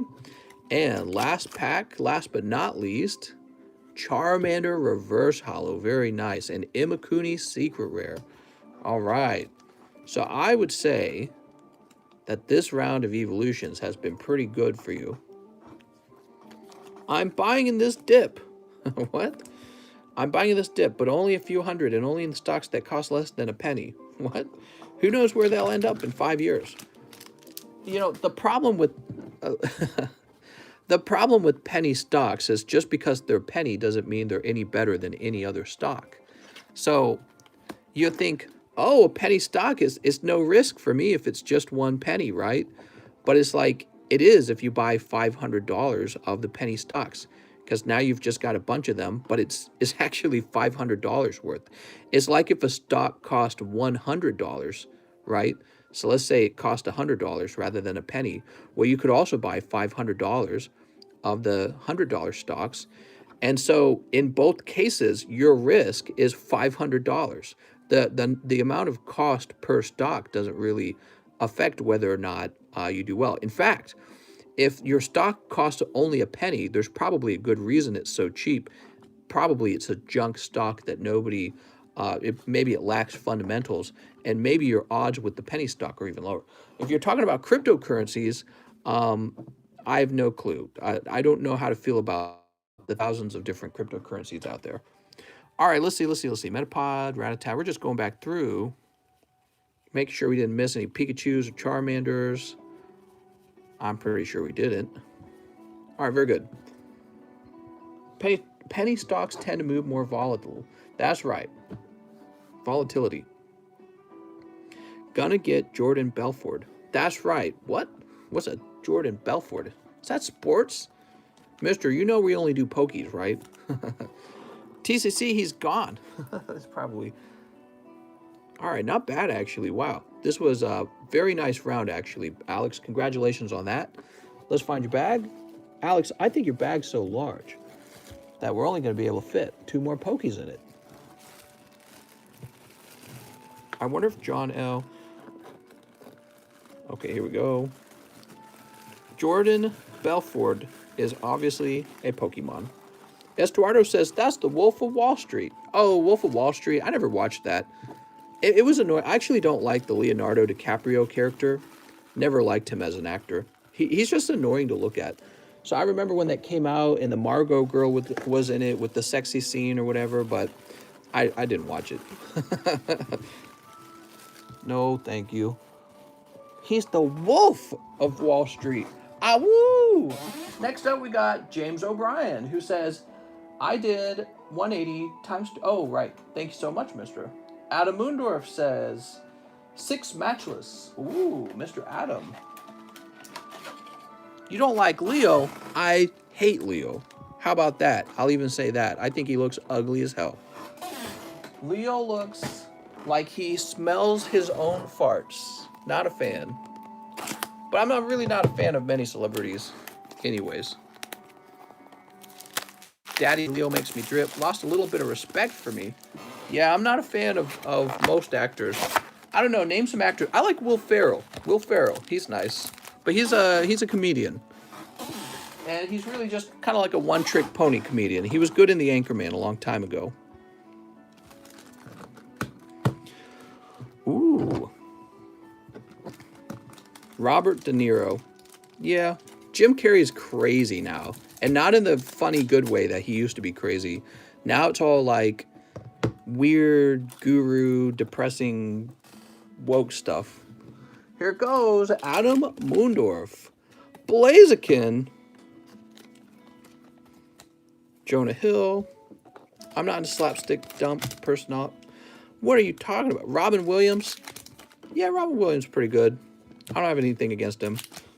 Is Joe Biden an actor? It's a Trojan horse. I hate the Will Ferrell characters. He's always roughly the same character. He's like a man baby or something, but I love it actually. But he basically just plays the same guy each time.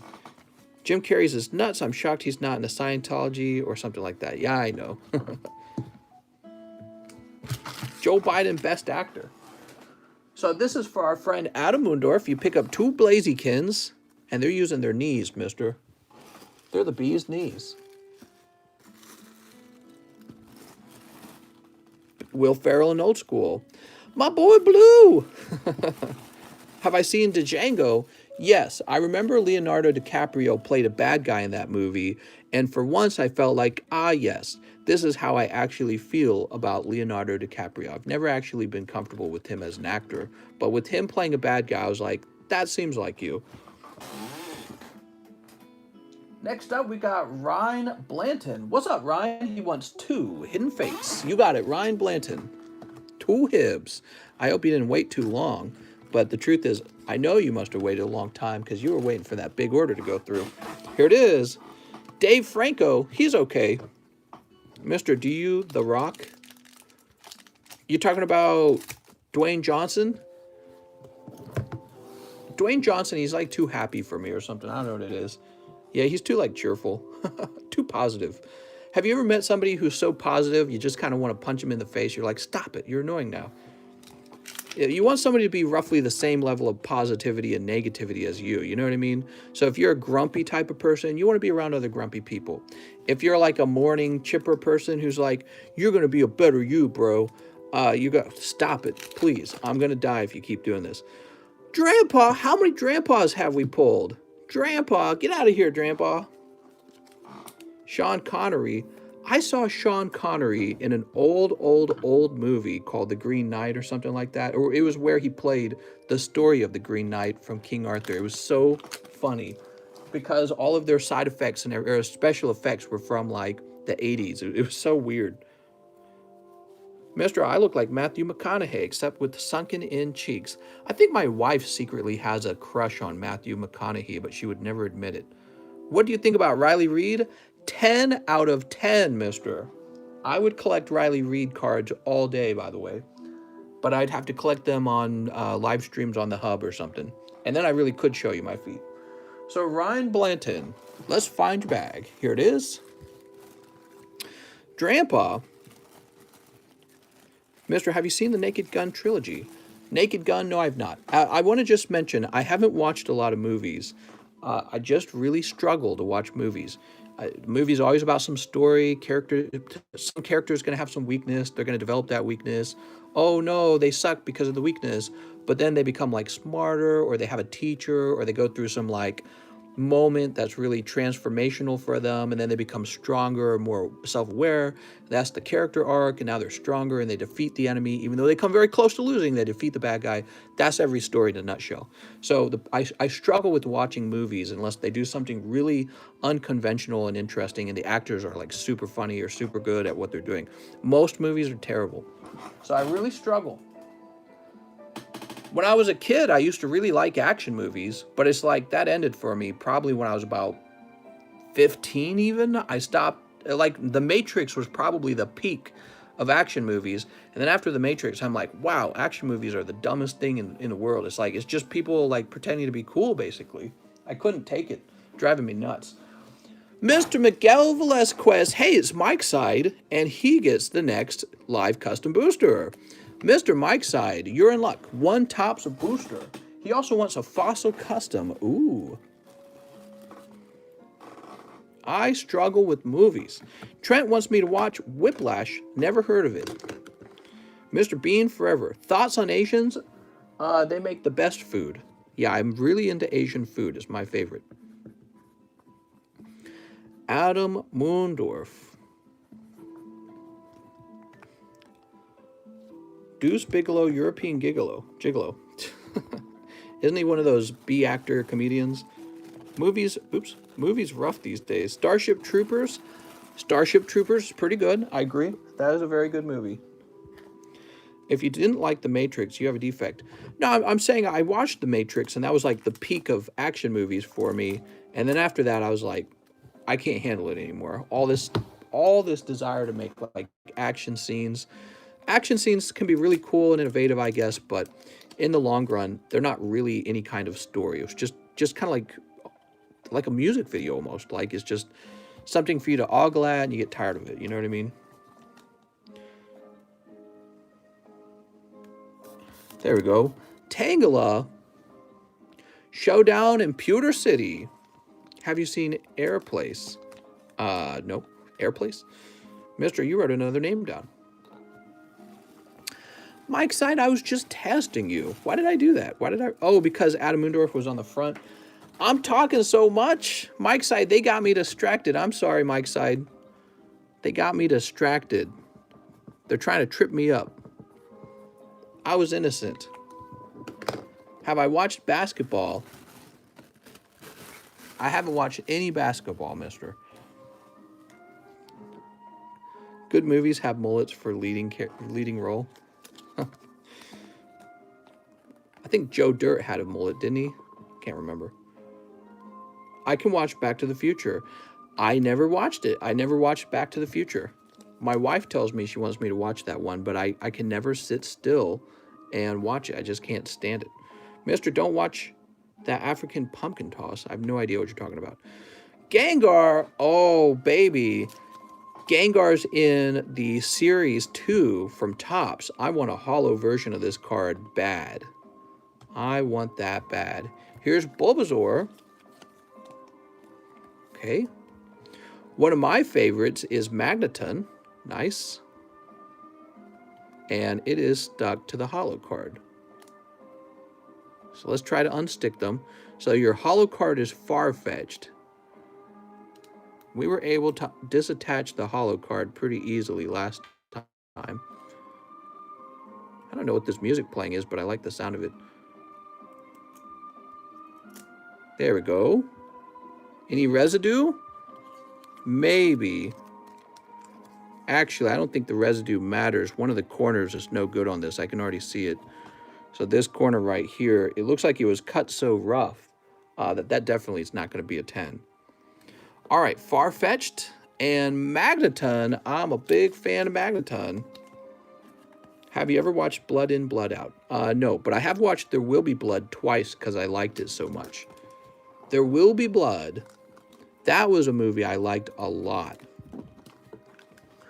Okay, Mr. Mike's side. I don't know why. I think I kind of identified with the main character a little bit in There Will Be Blood. He was so, like, vicious, and he was so determined, it seemed. I guess what was interesting was he was so determined to get, like, his whole, like, oil field going. All right, let's see. Russ comes in and says, 2 McDonald's packs, sir, and 1 Guardians Rising. Wink, wink, nudge, nudge. All right. What's going on, Mr. Russ? Have I ever watched Shrek? James says, why is No Country for Old Men? No Country for Old Men was also extremely good. I loved that movie. I love the bad guy, which is really what people were watching it for, in my opinion. But Yeah, that movie was fantastic, but it was more like just a. Yeah, I don't know. I don't know how to describe that movie. Hold on, let me grab that Guardians Rising. It wasn't the same way as uh, There Will Be Blood. It was a very different movie. Wow, it's like hot in here. I need the AC. There we go.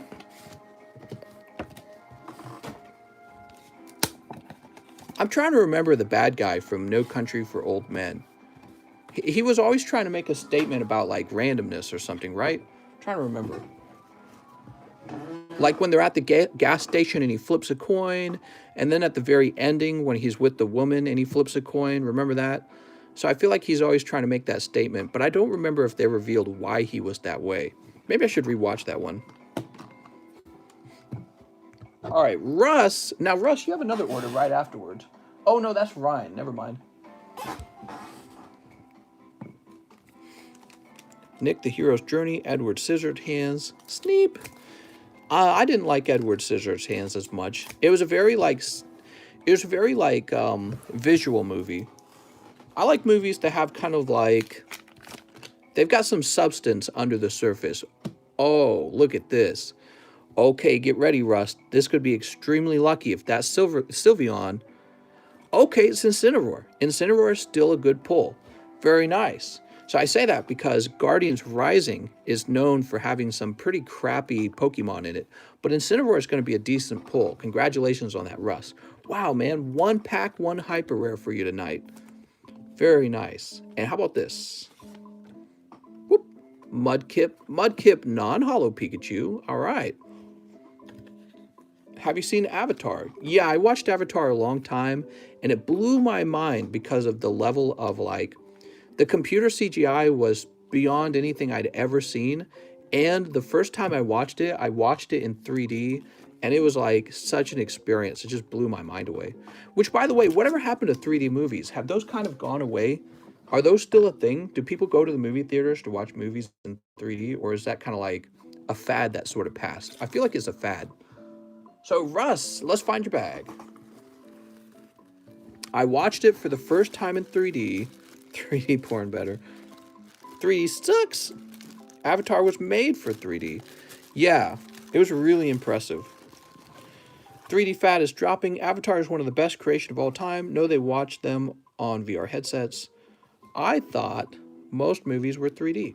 Yeah, I have no clue, but what I mean to say is the 3D headset where the image like pops out at you, that was a big deal for a while. Remember that in movie theaters? You had that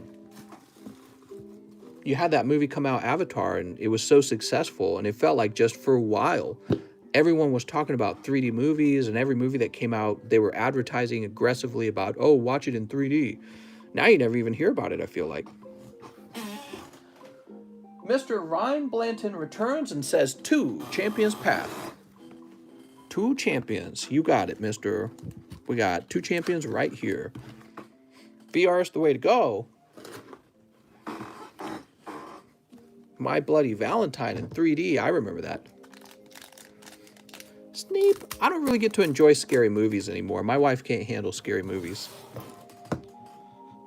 Avatar is the same ending as Dances with Wolves. Oh yeah, I heard that the story was kind of a ripoff of another story. Suspicious Food Tin. Oh, mister, that's like the $1,000 card. No, I'm just playing with you. Suspicious Food Tin's cool, though. Congratulations on your Ultra Rare and Lycanroc. Ooh. Spy Kids. That's right, we're going to watch Spy Kids in 3D. I only date guys who watch scary movies. All right. It's like Gabe from The Office, remember that? Got some good boomer juice? What? Have I watched Venom? With that actor, did you know that actor, whatever his name is like my wife's biggest crush when it comes to movies? Isn't that weird? I feel like girls always have guy crushes when it comes to movies. I don't even remember his name, but I never watched Venom, even though, Tom Hardy, thank you, even though Venom, of all the superheroes and super bad guys, he's one of my favorite from the Marvel Universe. When I was a kid, there were these books I would read. They weren't comic books. They were like regular paperback books, novels. And I remember I would read some of those, and I would read Spider-Man specifically because it had Venom in it. All right, Mr. Ryan. Let's find your bag. Here we are. What about bananas in pajamas? Bananas in pajamas are walking down the stairs. Y'all like Batman. I really didn't like Batman that much. He was okay. You know, there was the 90s cartoon Batman where Luke Hamilton is the Joker. I mean, it was pretty good. There was always that weird sexual tension with the clown girl, whatever her name, Harlequin, and Ivy. Don't get me started on Ivy. Holy. I guess Catwoman to some degree.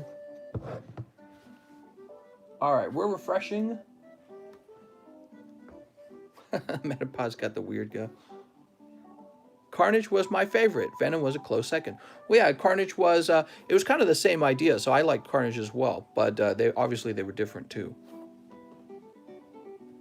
All right, there are a few more orders. The nerve ending story. That's right, I do have nerve endings in my pee-pee. That's what makes sex so good. Joven says, what's the difference between 1998 and 1999 Charizards on the table? What? Wait a second. What's going on here? Wait. They're claiming this one's 1999 and this one's 1998. Maybe it's a label typo. I have no clue. It's got to be a typo. They didn't mean that. There's no way they meant that. Yeah, probably something in their database. I don't know. Couldn't tell you. Label errors, what are my guesses? Okay, so after Ryan, we have our friend Connor Gillespie, who wants one Unis, and one live custom. Oh no, not the live custom right after Mike pulls the Topps card. How about this Unified Minds? Mr. owning the one and only 1998 Zard card? What? Well, I think this one's the odd one, the 1999 one. Because there's two 1998s. Grey Wolf, I changed my name here. How are you for a long time? I'm doing well. I moved to a new home. Label errors mean it's worth 100K more. All right. Unfortunately, Connor, that is a cold pack. How often would you say that you contemplate death? All the time, actually, because it's a central motivator. It's like the number one thing for humans. We center it our whole lives and we plan our whole lives around the reality that one day we're fat old people and then we die. So I think about it constantly.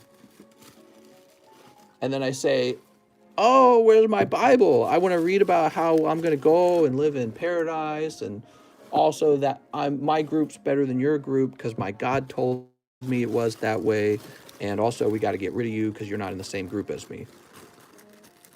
That's a little side commentary on religion. Jorge De La Torre says, one shiny face. Joven says, I graded one and they labeled it 1999. I called it out, but they never changed it, so it must not be an error? Yeah, I have no idea, man. Maybe for them, they just don't care. One Champion's Path. Now, do I have another Champion's Path up here? Tell me I have another Champion's Path. Of course I don't have another Champion's Path. Okay, I'll be right back. I'm going to go locate some Champion's Path. Path of the Champions.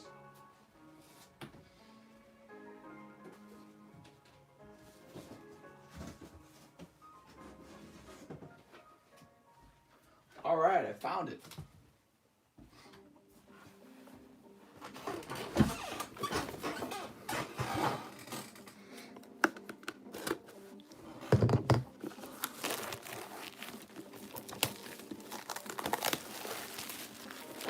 Anyone that was listening to Mr. just now felt the dread. Oh yeah, man, life's way short. Who has more Pokies, Logan Paul or Gary King? Oh, that's a good question. I'm going to guess Gary, actually. We don't truly know everything Gary has.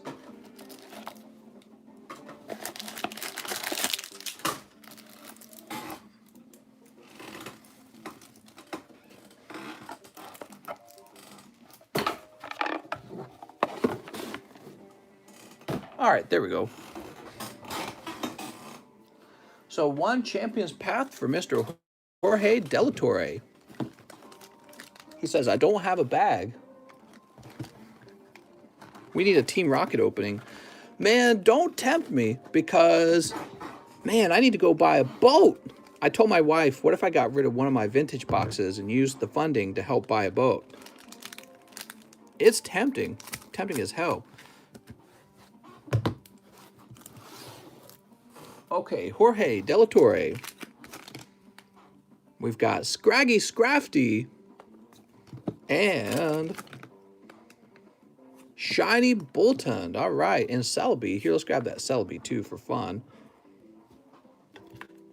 Japanese Team Rocket. You just think this channel is made out of Japanese Team Rocket, don't you, mister? How much would a pack of Team Rocket cost in March of or May of 2021? $1 bazillion. Yeah, I don't know. It's a good question. I don't know. Oh, you need a new bag. I'm Kamala Harris. This is my burner account. Does anyone know what the large custom is at? The large is creeping along. There's 28 total spots, and we're on spot 18. So we're 10 spots away.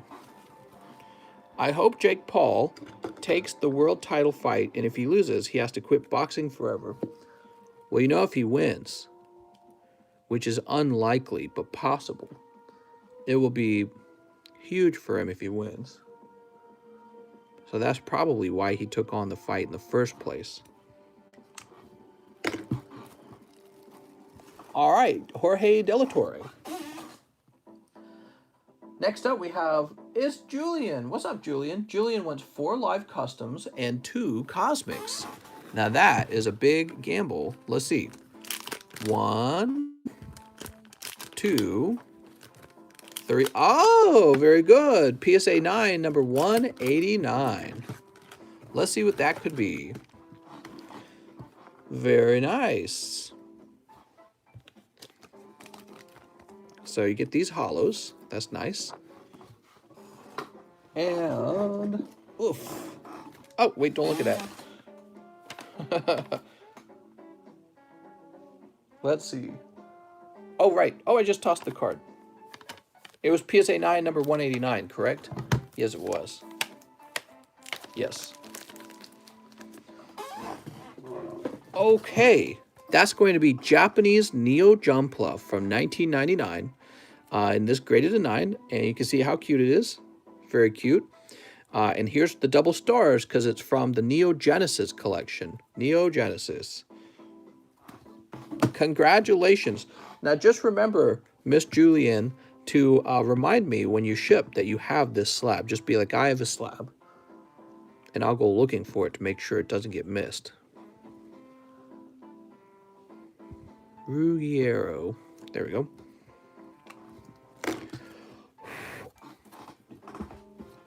How can she be the vice president of Joe Biden is doing that? What? What are we talking about? So 2 cosmics. Oh man, we haven't opened a cosmic in a while. Where are my cosmics even at? I don't even know where I'm storing. Oh, are they right here? Well, no, those are team ups, I think. So that's team up. That's team up. Do I have any cosmic over here at all? Oh, yeah, we do. We got cosmic right here. Cool. Cosmic's in the front. Okay, let's see if you get double lucky. It's definitely possible. Sleepy Joe Biden. How many still needed for the large? 10 more needed for the large. And then when that's over, we'll pick a new large. That'll be super exciting. Sawsbuck and Lycanroc. Pack number 2. Not this time. A little unlucky on the Cosmics. All right, but that's okay, because you walked away with that lovely slab.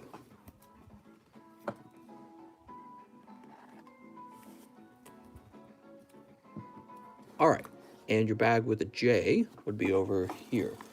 Miss Julian. Whoop. Next up, we have another order from Alex PSX. He says 2 more XYs.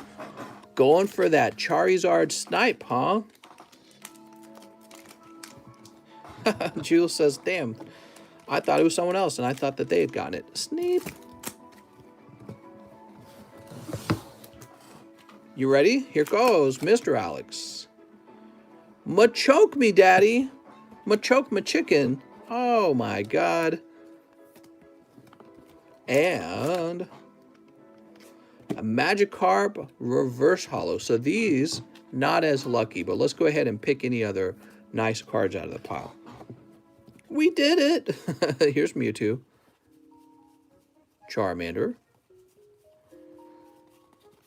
All right. Mewtwo and Charizard. Machoke me daddy for Congress 2022 or whatever. Mister, can you give us a unique update, a news update? I don't trust CNN or Fox. Fox 2 News. They're blowing each other up in the Middle East. That's pretty cool. Who do you think will win? Metapod says, I will John. What? You will not John. They're going, ba-boom, ba-boom. Excuse me. UFOs. That's right. Aliens. There we go. As you guys know, the news channels are fake, phony, fake. I was trying to say Fox and phony at the same time. Came out as folk. Tempted to buy a box of Jet Black Mullet.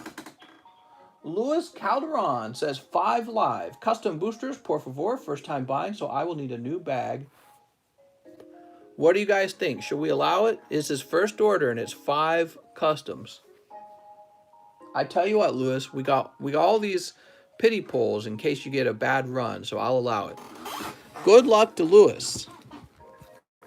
Sometimes when it's a first time order, Luis, we don't allow people to go deep on the live custom because they're too risky. But you know it's pretty late in the stream, so you know how it goes. 1, 2, 3. I like that Absol. 4. Uh-oh. Oh, there you go, mister. You were this close to getting nothing for that $100. This close. PSA 9, number 25. What's going on there, huh? So, yeah, okay, that's a pretty good deal because Julian swept the first. There should have been 6 of these, right? Not 5. So Julian swept the first one. So technically, it's still a decent run. What's the number? 25? Oh, okay. That's very cool, actually. We'll write your name on it while the tension rises.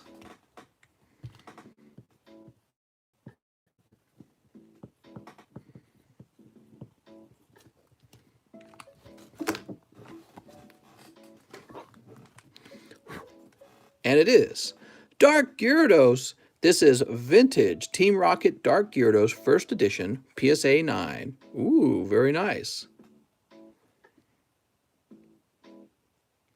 Looks pretty cool. People like those old vintage sets. Now let's get you a fresh new bag. You said this is your first order, right, Lewis? So you're going to be going onto the table. Is the border crisis over? Speaking of Gary, and he shows up. What? Luis Calderon. Sweet. Luis with an L.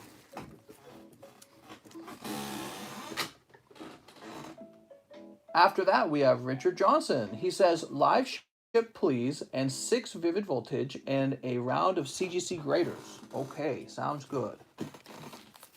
So who's this? Richard Johnson. 1, 2, 3, 4, 5.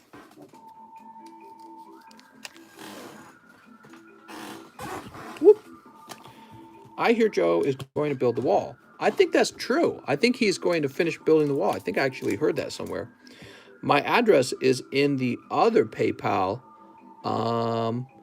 Okay, so we got to be really careful with that. Richard Johnson, I don't want to ship this to the wrong address.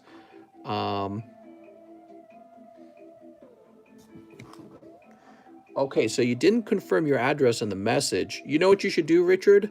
Send me another PayPal payment of like a penny, just 1 cent, and then leave me a message with the address you want these shipped by, okay? 1, 2, 3, 4, and 5. Toss this over here. Mr. Richard. Oh, picking up the Charizard. That's a hit, mister. Charizard non-hollow. Congratulations. Wow, we've been doing a good job on the Charizards. We pulled a lot recently. That penny was probably going to go to a stock, mister. That's true. You could buy a penny message or a penny stock. Hollow. We got Electric. And Pharaoh Seed. Wow, well, it's a good thing you picked up that Charizard, because that's the only thing you picked up out of those packs. But maybe we can get you a little bonus pull. Here's a Raichu GX, okay? Bonus brought to you by, I think that one was brought to you by Keith Craver. Have a nice night, Mr. Mike Side. So Richard Johnson. Russ, here we go. Richard Johnson says 5 frames.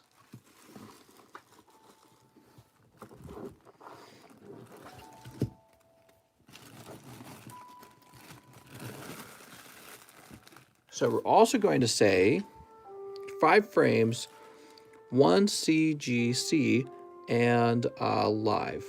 So all I need now is your address, okay, Mr. Richard Johnson? And then we'll be ready to ship that out. Mr. Ramiro is next. He says 1 Unbroken Bonds and 2 McDonald's. All right, 1 Unbroken Bondage. Boop. And 2 Mickey D's.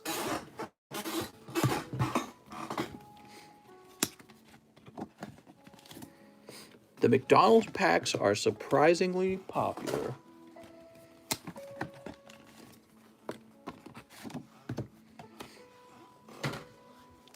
Okay, there's Unbroken Bondage.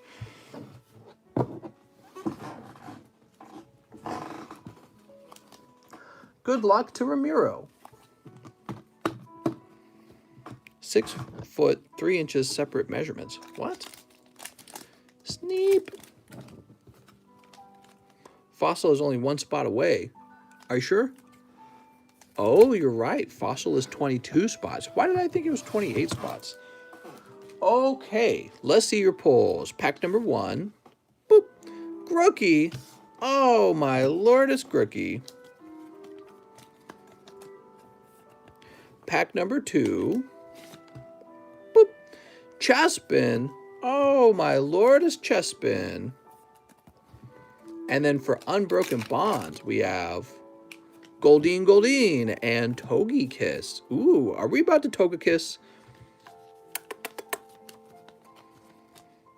I'm currently building lots of Team Rocket. What? Oh, congratulations on that. More like 2.5, but I rounded up. All right, Mr. Ramiro, let's find your bag.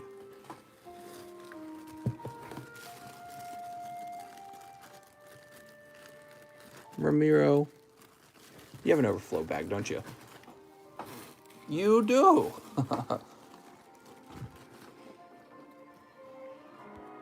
There's like hundreds of kids a day being left at the border without parents. Biden's just locking them in buildings. James Zero dropping off of illegal aliens everywhere in the interior. What? All right, so next up we got Sean Leon. The last fossil spot on the first. I think he means or the first. Also, movies are the best. I love film. You know, my wife loves movies as well, so I try to watch a movie every now and then with her, but she doesn't want to watch the one genre that I do like to watch, which is the scary movie genre. All right, good luck to everyone in this round of the fossil. Would you guys like me to go make the fossil packs up? I can go make up the fossil packs if you guys would like. 1, 2, 3, 4, 5, 6, 7, 8, 9, 10, 11, 12, 13, 14, 15, 16, 17, 18, 19, 20, 21, 22. Wow, some people went really deep in this, and that makes this very scary to me, because no matter who pulls the hot pack, somebody's going to be disappointed. And if it's a wild card who pulls it, like let's say Mike's side, who only has one spot, multiple guys will be disappointed with their deep orders in this round. So get ready, get scared. I'll be right back. Oof. Oh, my legs. So I'm over here making up the packs for you guys.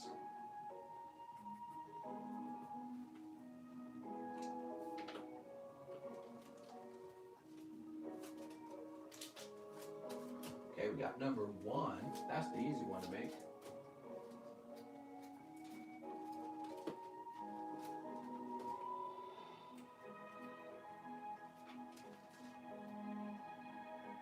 Pack number 1.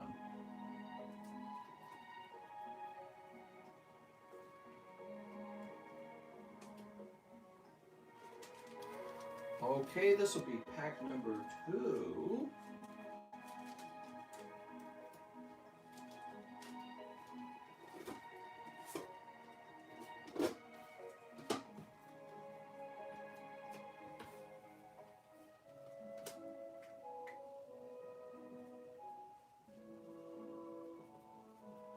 All right, this will be pack number 3.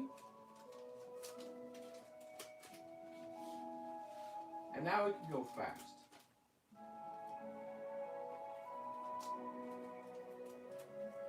Pack number 4. Oops. Number 5. Number 6. Number 7. Number 8, number 9, 10, 11,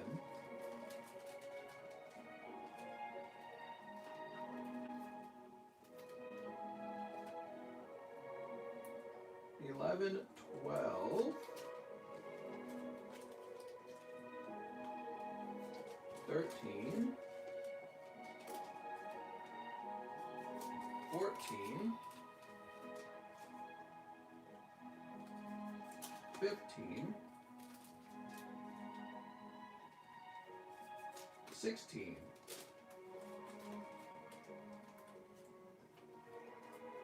17,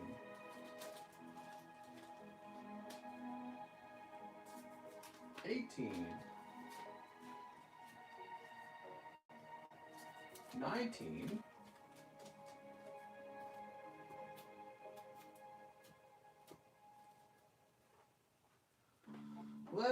19,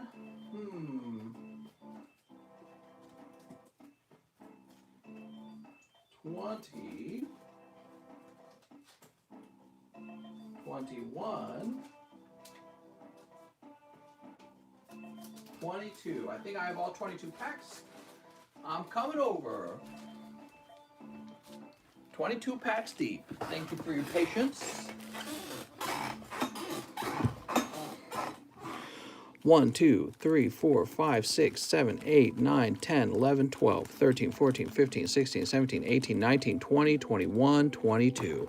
So we got 22 packs. Here's the reserve list. We're going to sort up the reserve list so that the packs are basically randomized. Alternatively, we could sort the packs up to make them randomized. But you know, it's kind of fun having the last pack be the hit. You know what I mean? So here we go.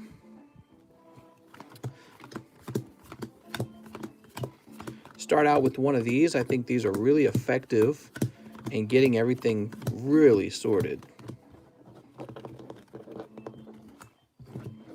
Yeah, the last pack is Cream Siege or something like that.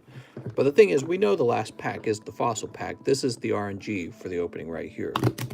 Well, that was terrible. Can we finish explaining the aliens' new stories? Who's sending them? Mexico? What? Are we talking about UFOs still?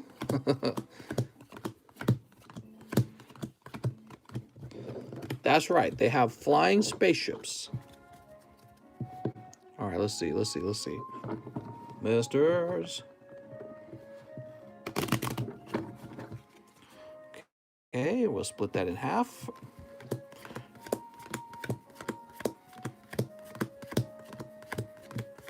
Oops.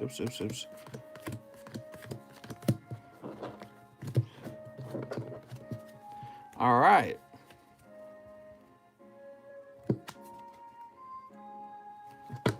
Someone said aliens with COVID were being sent. I knew it! The UFOs were trying to give us COVID. Hey, mister, I saw the short of the doc. Nice. You saw the short of the doc? Sweet. Oh, you're talking about the video. Yeah, Mr. Mike's side is posting those from my TikTok. He is working on something called YouTube Shorts, which is a new thing. And they've been received positively, I think. All right. Set that down. And now we're going to split the deck. There it goes. Whoever's at the bottom's at the bottom. Congratulations to them. Let's see what happens. Woo! Pack number 1, Wayne Wortman. Sorry, Wayne. Wayne's World. See if I can find him. Here we are, Wayne Wortman. YouTube shorts are not long enough, mister. Sean Leon. All right, Sean. Oh, that was the last one, wasn't it? Number 22. Sorry, Sean. Connor Gillespie. Now, that's not a surprise because Connor had a lot of different... Oh, that's an actual card. Connor had a lot of spots. Where am I going to find Connor? Probably should just leave his bag out. Here it is. Somebody tonight's going to walk away with a fossil booster pack. Dan Newman. Mr. Dan. I'm Dirty Dan. No, I'm Dirty Dan. I prefer YouTube shorts that are 5-hour live streams. Me too. As you can see, that's my favorite form of content. Connor Gillespie again. Connor with the Yan Mega Eradicate. Now remember, there can only be one. Sean Leon. Sorry, Sean. Sean and Connor Gillespie were pretty deep in this. Justin Huerta. Sorry, Justin. Mr. Justin pulling 2 pokies.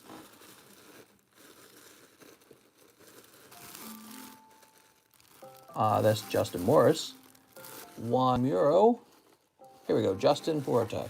You got a thick bag, man.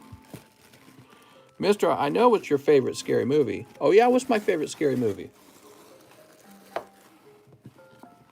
Mike's side. Sorry, Mike's side, not tonight. You got Drone Rotom. Scooby-Doo. All right, got me. Red hands. Scooby-Dooby-Doo, where are you? Ruh-roh. Big T. Sorry, Mr. Big T. Now, I know you've got another spot in there somewhere, Big T, so it's not over yet.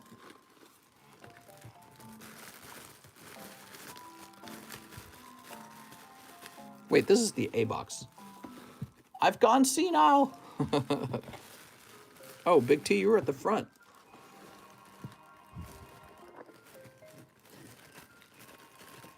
There we go. Connor Gillespie. Uh-oh. Mr. Connor. It really just takes one spot to pull the fossil pack. So as long as you got one spot left, you're still good, Connor. Justin Huerta again. Pulling Shadowless Staryu. That's kind of cool. All right, there you go, Mr. Justin.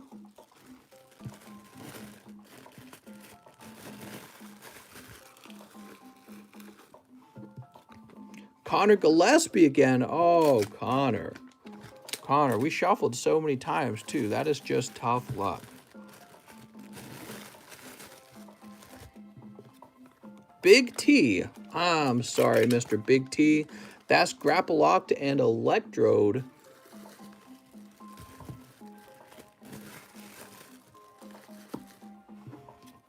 Sean Leon. Sean pulling Kakuna. Kakuna Matata. Scooby-Dooby-Dooby-Doo, where is Sleepy Joe Biden? Scooby-Dooby-Doo, where are you? He's Connor Gillespie, no! now. Connor. All right. How about this? Justin Huerta, no! Mr. Justin. That's right. Connor Gillespie and Justin Huerta had a lot of spots. So we're seeing their names a lot. Connor Gillespie again. Oh my gosh, you guys bought off most of this box, it seems. That's why I was saying somebody's going to be disappointed. It could be both of them. What do we got here? Connor Gillespie again. Oh, Connor, I don't know, Connor. That's probably all your spots. I'd be surprised if you had another. So how many cards are left? Looks like 4 and 4 packs. Are you ready? Jeremy Helmstadter. Boop. Jeremy picks up Faramosa. So close, Jeremy. Haunted. Did Jeremy recently ship? I don't remember. Jack Gray. David Medalia, Haunted. That's got to be Joe Harris. I think Jeremy Helmstadter might have shipped recently. Let me check the JE box real fast. It's actually so hard to keep up with that kind of stuff. Jedediah, Javier. Maybe he didn't. Fergie Cave, Jacob Kai, Ever Treminio, Jeff Leon, Evan Shea, John Gamia. Now I'm going to go ahead and create a new bag for him for now. All right, who can remember who's still in here? Who's one of those last 3 cards?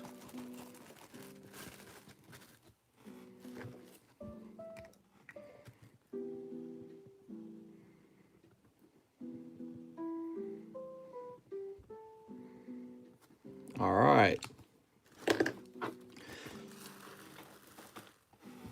Spot number 3. You missed by a little bit. And it is Jeremy Helmstadter again. Wow, 14-13, huh? He pulls the Birds. That's pretty crazy because when I go back, forth like that, it divides everyone's cards in half perfectly. So I must have divided him and then undivided him and then divided him and then undivided him for that to have occurred. Because we did it like 4 times. Whoop! Adam Moondorf, Mr. Adam. Congratulations, Mr. Adam. You pick up PSA 9, number 50. Now, I forgot to bring it over. Mr. Moondorf.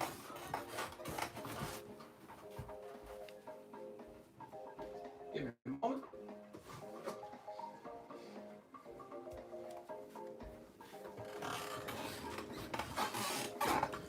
You pick up PSA 9 Cubone, first edition from the Jungle set.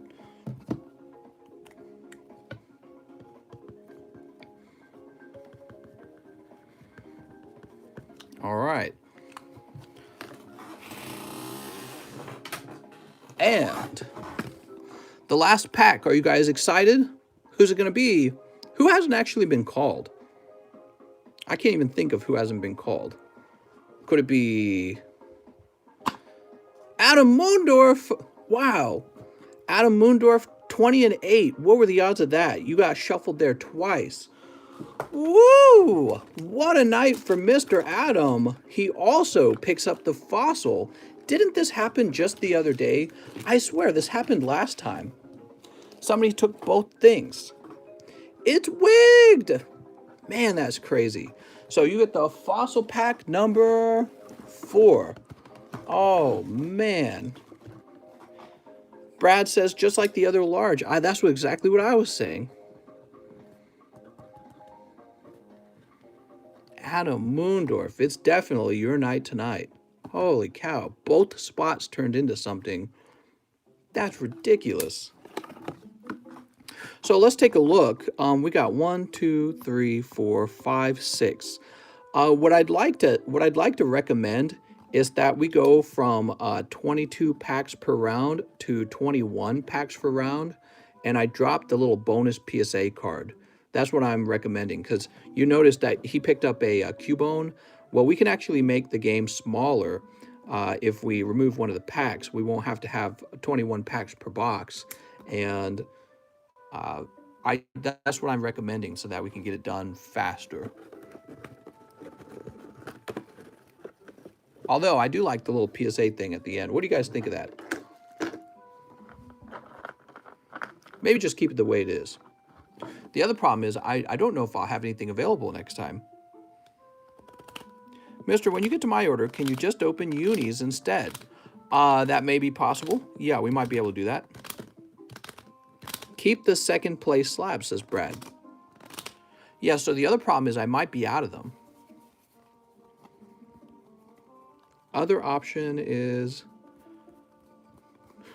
okay, let me toss this over here. So, now we've got a new round of the fossil running. Connor Gillespie, sorry for the tough luck. I think Mr. Justin Huerto is feeling that too. Yeah, I was worried something like that would happen, actually. If it was up to me, Connor, you or Justin would have been the hot pull in that box, because then you would have felt like, you know, it was all worth it in the end. But that's definitely the risk of opening those, because you never know who will win, who will pull the hot card. Richard Johnson is next. He says, I forgot my PO address. All right, cool. So that's what he meant. Give me a moment, guys. I'm going to get Mr. Richard Johnson live shipped now, and then we'll move on to the rest of the orders. I'm sure there's more.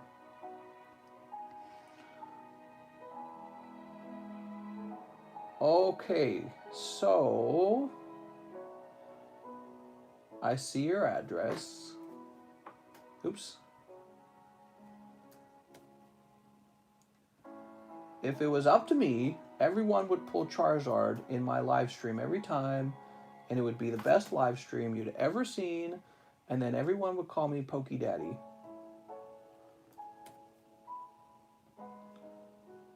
Places over here. Now, he also ordered the CGC, right? Okay. Not the CGC, the card graders. Print. Mister, did you see Jason yet? I remember watching parts of the old original Jason. He was like, wasn't he like a kid who got thrown in the nuclear wastewater or something like that? I don't remember. Something like that. That's an old one. Okay, so here we are. I need 5 of these frames if I can reach them. 1, 2, 3, 4, 5. All right, we got 5 frames. And oh, I almost dropped them. It's like juggling there for a moment. Here's a card grader. And we're gonna get some protection for this bag.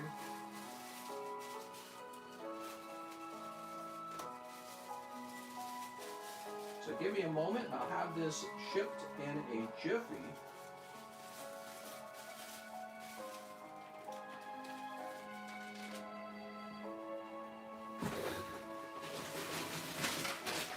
Ow.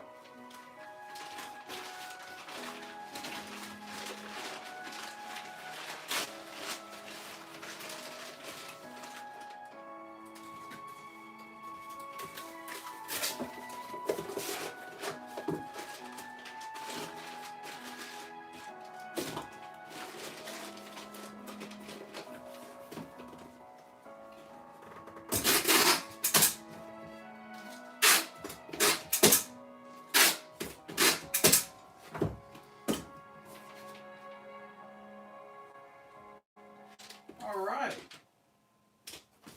Richard Johnson, you are live shipped and it's going to your P.O. box and you should have received an email with the tracking number. How nice is that? I'm back and we're ready to open more Pokies together. Tape sounds better, that's right. Loving that tape. It does look like there's a few more orders. Let's see what they are. This music making me feel depressed. No depression allowed.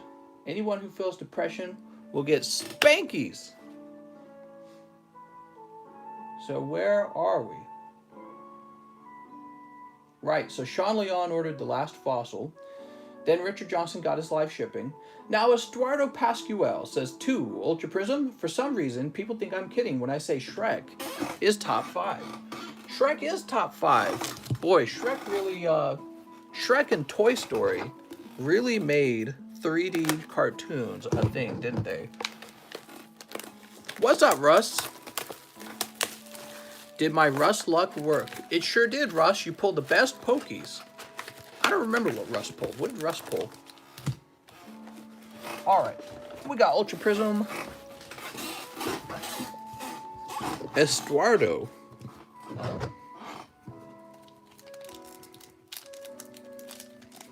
Sneep. Do do do do do do do do do.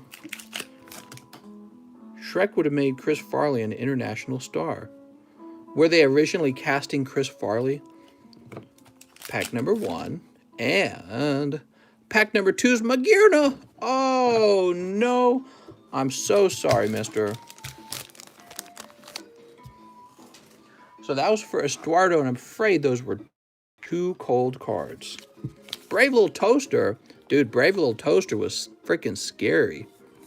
What a creepy show. What about that clown scene? Estuardo with an E. Hyper Rare Incineroar. You did do well. That's right. Very lucky, man. He was supposed to be Shrek. So sad.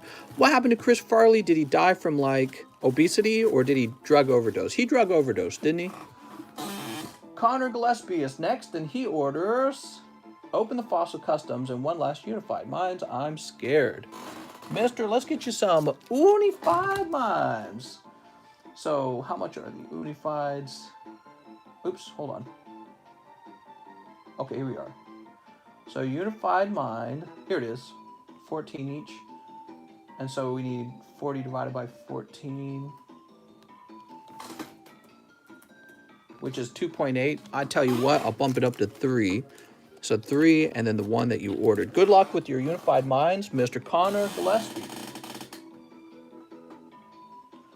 Don't worry, Connor, if you just pull Hyper Rare Mewtwo, it was all fine in the end. You ready? Here goes.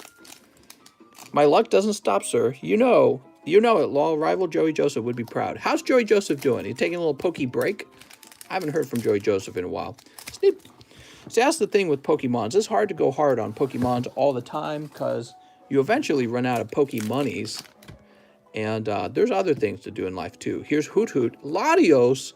Look at this beautiful Latios. All right. What's up, Patrick?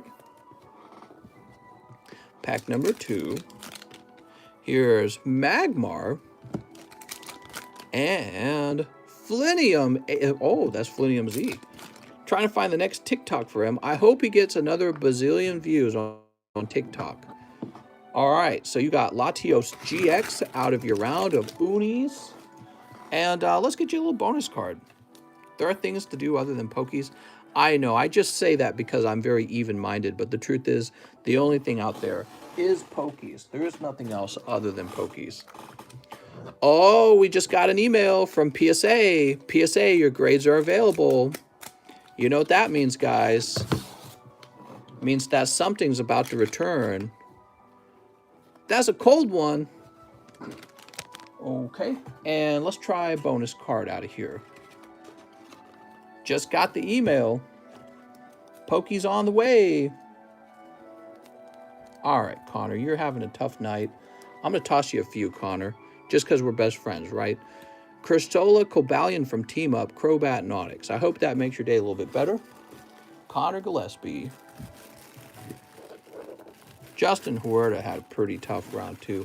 I really shouldn't be doing this because you guys know the risk of opening those packs. But let's get something for Justin, too. Well, Justin, we get Crobat and Ice Cube. Those are from Keith Craver, by the way. Thank you, Keith. All right. Where'd my block go? Oh, here's my block. I have a little block underneath the table. There's a block I use to push my chair back and forth. Did you guys know that? Things you didn't know. Alex PSX says, 1 shiny star. That's all you need is a single shiny star to pull Charizard. Nick says, I'm in that submission 100%. Hopefully. Okay, toss this to the side. Which PSA return? I do not know. Bolton. All right. Just one Bolton this time, Mr. Alex. What submission was it? No, I didn't know what submission it is. I'd have to go look it up. Everyone's like, which submission? I will let you guys know in like a week. I'm just kidding. It does have to ship over here too, doesn't it? So it's got to get over here. What is this? Is this just an empty pack of evolutions? Strange. And here's Bolton. Tier 2, February 23. If you have an order from February... Oh, I see what you're saying. Yeah, that could be the order. I don't know. I'll tell you what, I'll go look it up since you're curious. If you did a Tier 2 submission, I'm going to look it up for you. Okay, so... I'll jump into my Gmail. Your PSA grades are available. Okay, I'm jumping over there.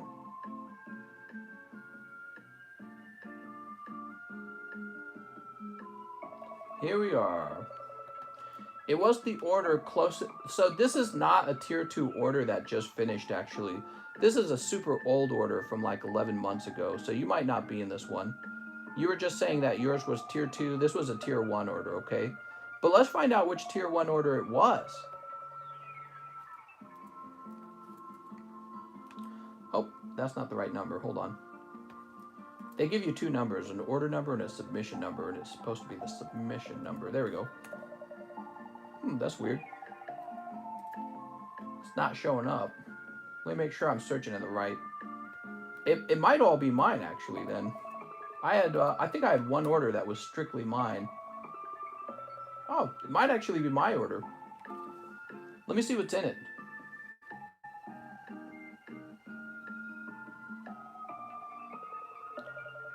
Team Rocket returns. That sounds like an order that might be my cards, because you guys didn't do any Team Rocket returns. Wow. So it might be an order with just my cards in it. Did I get any 10s on the Team Rocket returns? That would be amazing. Bunch of 9s. I'm just looking real fast.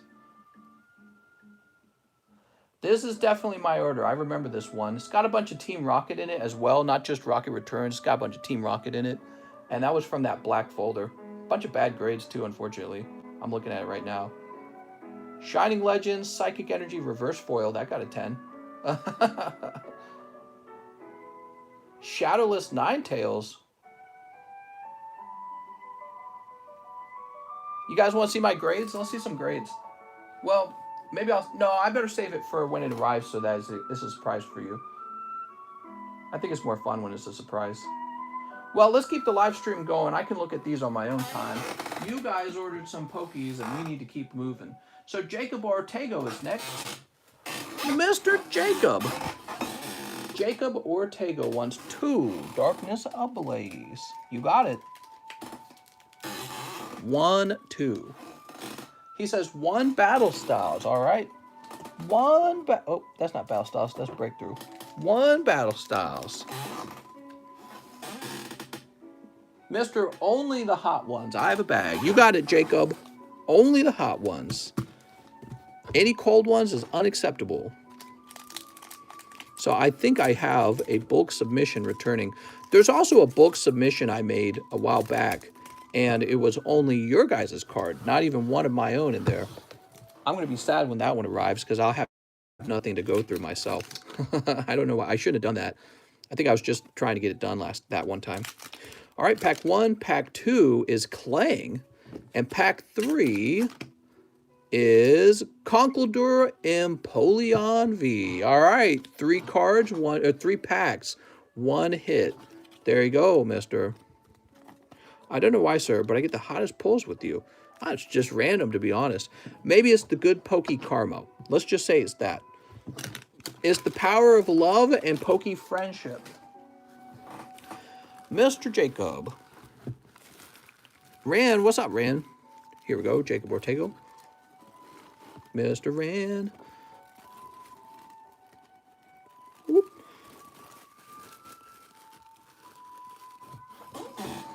All right, now we got Ramiro. He wants 2 Vivids.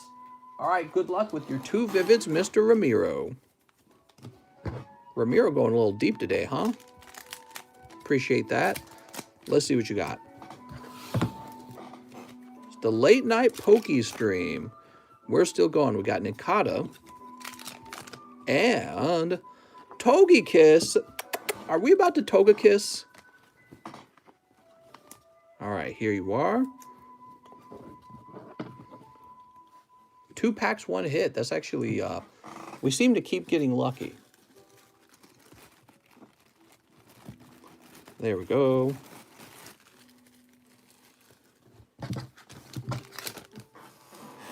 Next up, we've got Jesse Sajquim. He wants 2 XY Evos. I got 1 XY Evo.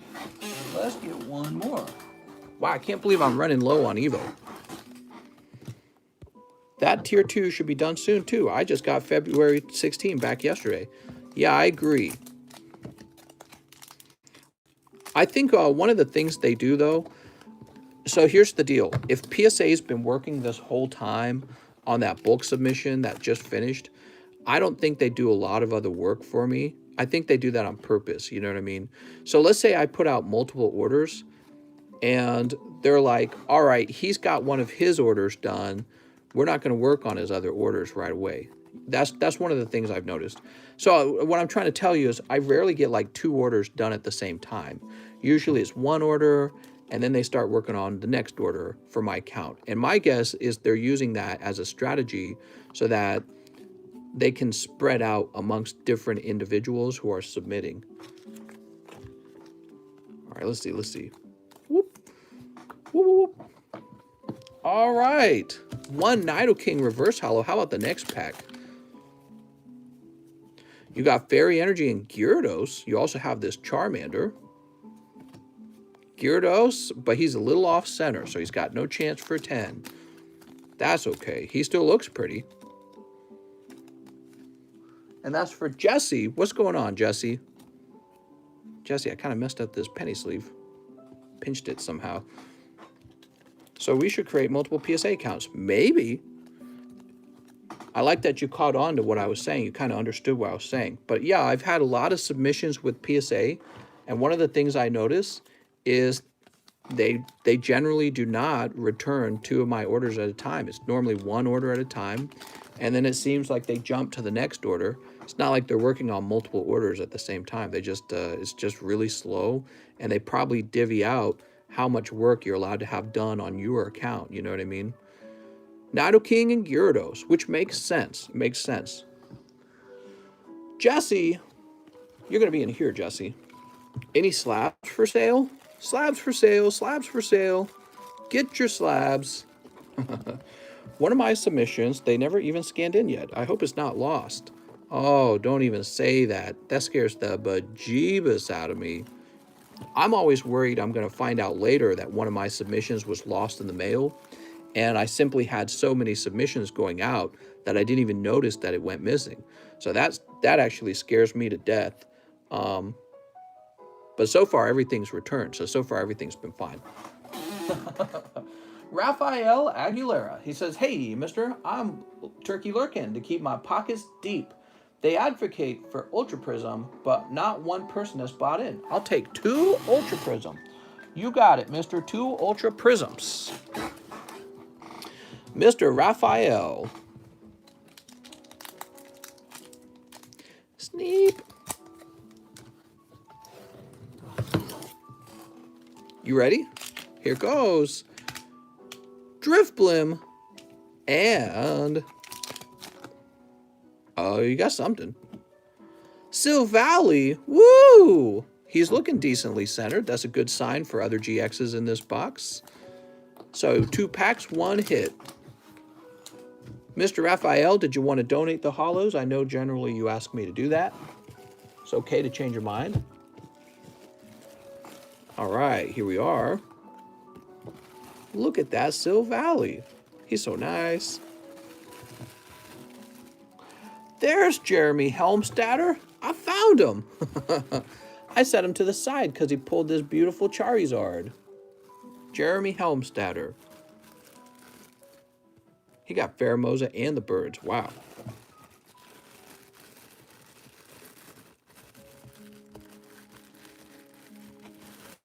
All right. There you go, Jeremy.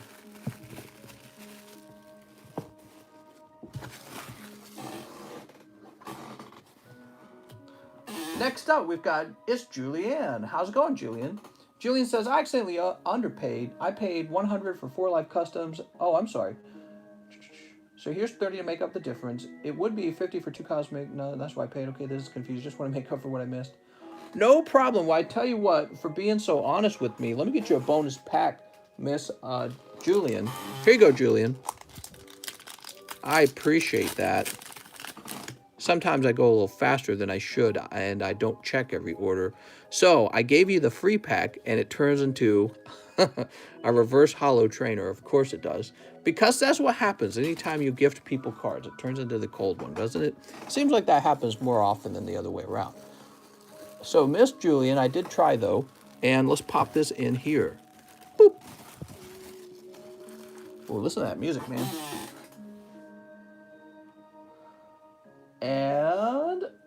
And now we refresh. Woohoo! TCC, I think I know why the Poke Gods give me the best pulls, because every time I join one of your streams, I pray for everyone's well-being. Well, there you go. There you go, Russ. It's called Poke Karma, and it's coming back to do a drum beat on your booty cheeks. All right, I can see we have more orders. Give me a moment. When is the 25th anniversary set getting printed? Good question. I sent you a message on Discord in regards to my holo cards for a donation. But check it in your own time, no rush. I'm checking it right now, mister.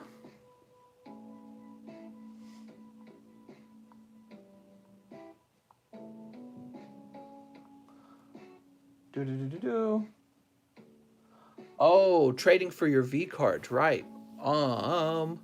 Yeah, we could make some kind of trade for the V cards if you want. We would need to go through them all and find out.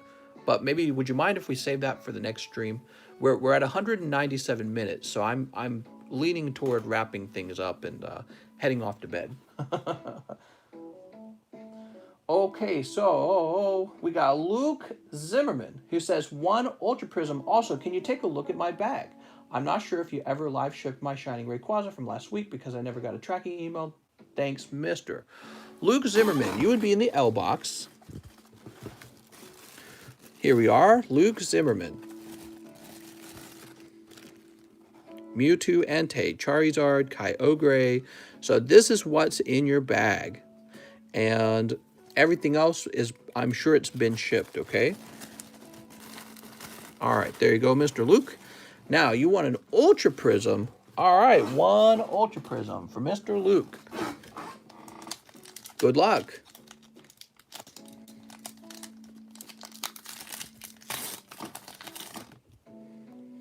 And this time, it's 1 holo Electabuzz. Mister. There we go.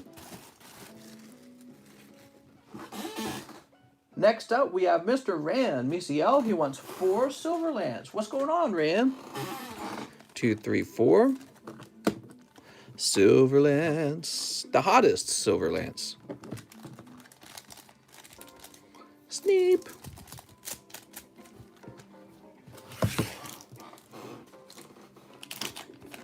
Pack number 1 is Calyrex. Look at that little lance he's got. He's a pony. He's a deer riding a pony with a plum on his head and Buddha beads. And he's got a little toothpick. He's got to stab you with it. Okay, so it looks like that's going to be your 1 hot pull from those 4 packs. Oh no, TCC, my booty cheeks off limit. Only for the ladies. All right, that's fair.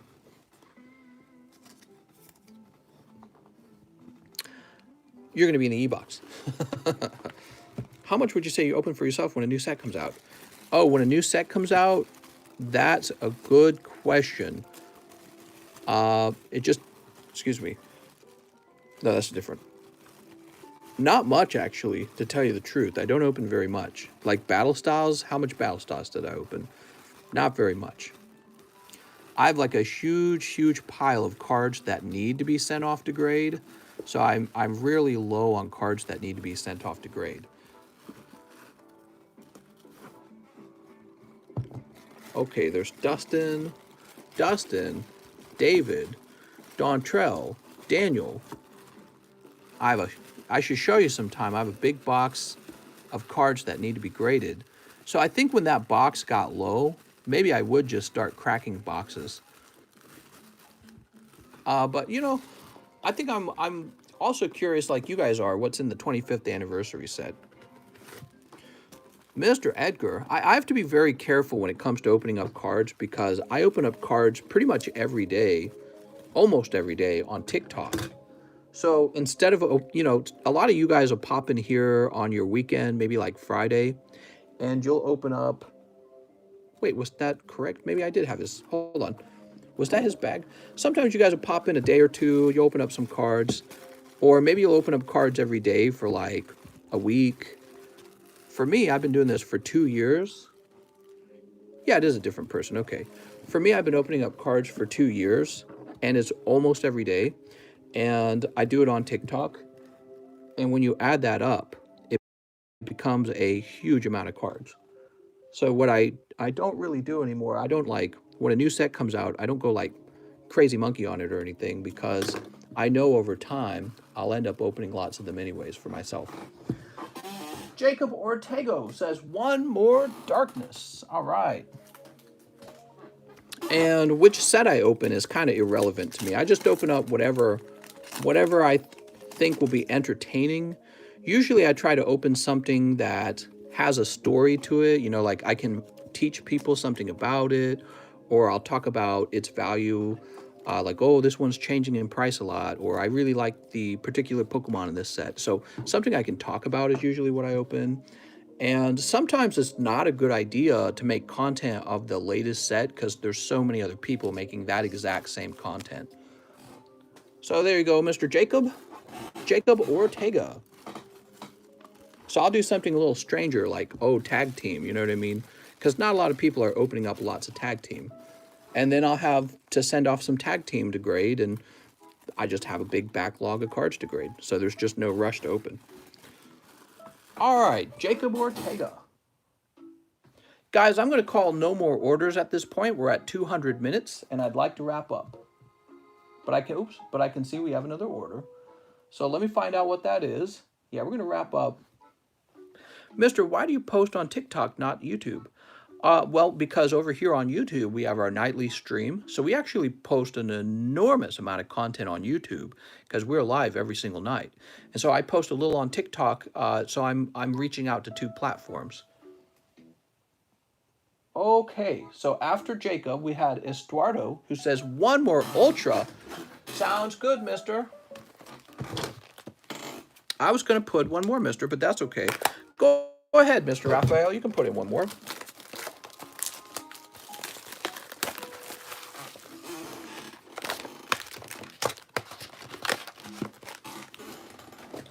Oops.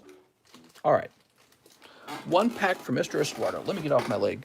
Oh, yeah, my leg was starting to hurt. Foot going numb and everything.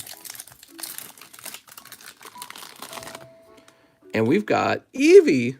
Oh, man. Look at that. Beautiful reversed hollow Eevee. Was it just the one? Yeah. Toss it over there. Mr. Estuardo. You got that heavy bag, mister. Thought TikTok was CCP malware, though. I know. They're watching me open Pokies in China. I better look out. Jack Gray says, 2 of your finest packs of Silverlance. Sounds good, Mr. Jack. Mr. Jack. 2 Silverlance. Sneep.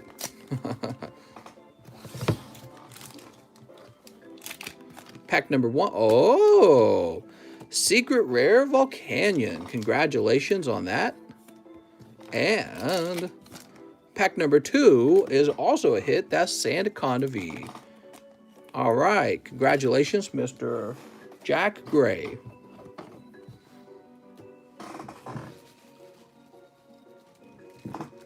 There we go. Boop. Next up, we got Fergie's Cave. He says 4 Ultra Prism. You got it. 4 Ultra Prism. 1, 2, 3, 4. Mr. Jack. Look at all that Ultra Prism. To be honest, I love grading holos or reverse holos. They're so underrated because of how hyped up the fuller art cards are. Well, and I think the bigger problem for reverse holos and holos is that they're not truly rare at all. Because, you know, the V cards are a step up in rarity, but the holo cards, there's so many of them in every box. So, yeah, I would say the reverse holos and holos have a rarity problem. However, that does not mean that people do not want to ever collect them. So even like, let's say 20 years from now, we'll still be around, and there'll be people who would like to have the completed set of those holo reverse holos. Drampa. Oh, you need a hit in this one. You ready? And that's type null. Oh, no, mister. That's not what we were signing up for. I like the Torterra.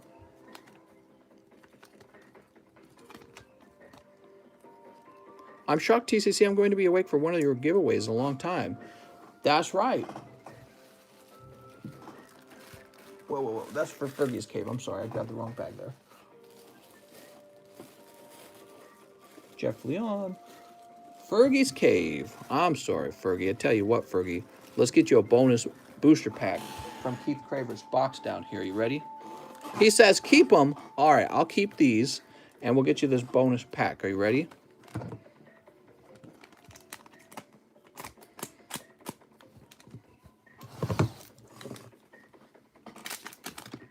Bonus pack with, hey, that's actually pretty good. So don't tell me to keep this one. This is a holo Suicune, and you might consider grading that. Suicune is a fan favorite, like Loogies. All right, a little bit better.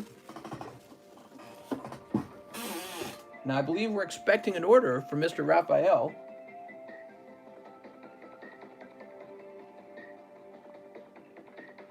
Just give me a minute, just refreshing.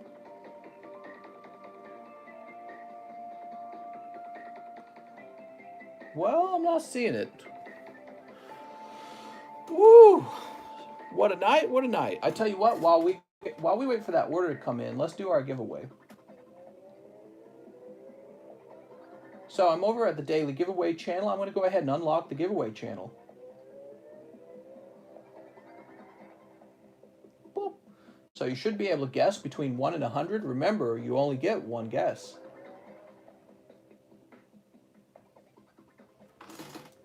Open the number generator.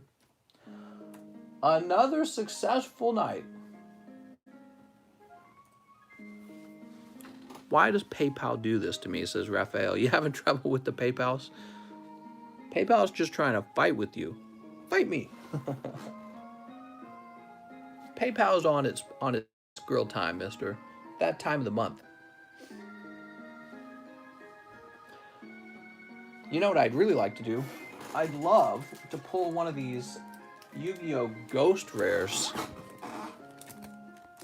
I actually got to see one for the first time. You guys want to see a Ghost Rare? So this is Christian Tanoko, and he sent in some Ghost Rares. Take a look at that, how cool that is. That's really neat. I actually really like the design here. So I'd love to have one of those. And I think those are Ghost Rares. Tell me if I'm wrong if they're not. But if they are, I would certainly like to have one.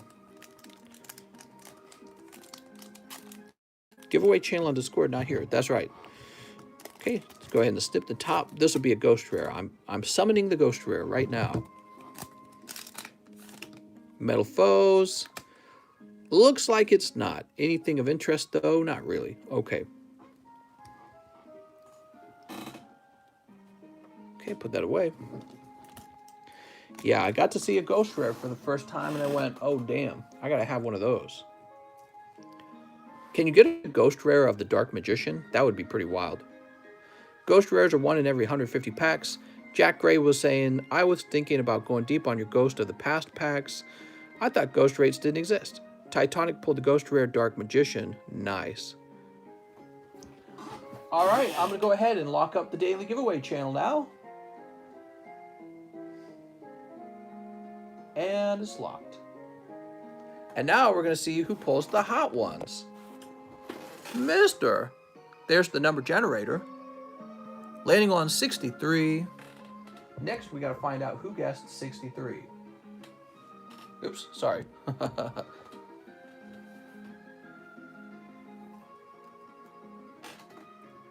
Boop. So nobody has 63.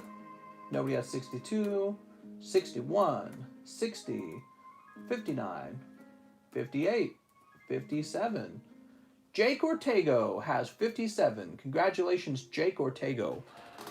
So, Mr. Jake, you get whatever is in this very next booster pack. Is it going to be hot? Oh, but it's not hot. It's just a holo this time. Let's see if the next pack would have been the hot one. Just curious. Not the next one. Or that one. Or that one. Oh, this one's pretty deep, huh? Let's see what it is. Oh. Oh, okay. I'll put that back now, just for fun. So that would have been 5 packs away, huh? And technically, you would have needed 6 packs. Mr. Jacob Ortego, here's your bag. Sometimes that's fun to see a head in the box. And let's go ahead and check the PayPals now and see if Mr. Raphael is managing to get his order in. I don't think so. Hold on, let's try this. Let's see. Oh, here it is. He says, I love Fates Collide even if they treat me cold. 1 Fates, 1 Ultra. Okay, 1 Fates Collide, 1 Ultra Prism. Fates and Ultra Prism. Good luck. He's looking for that snipe.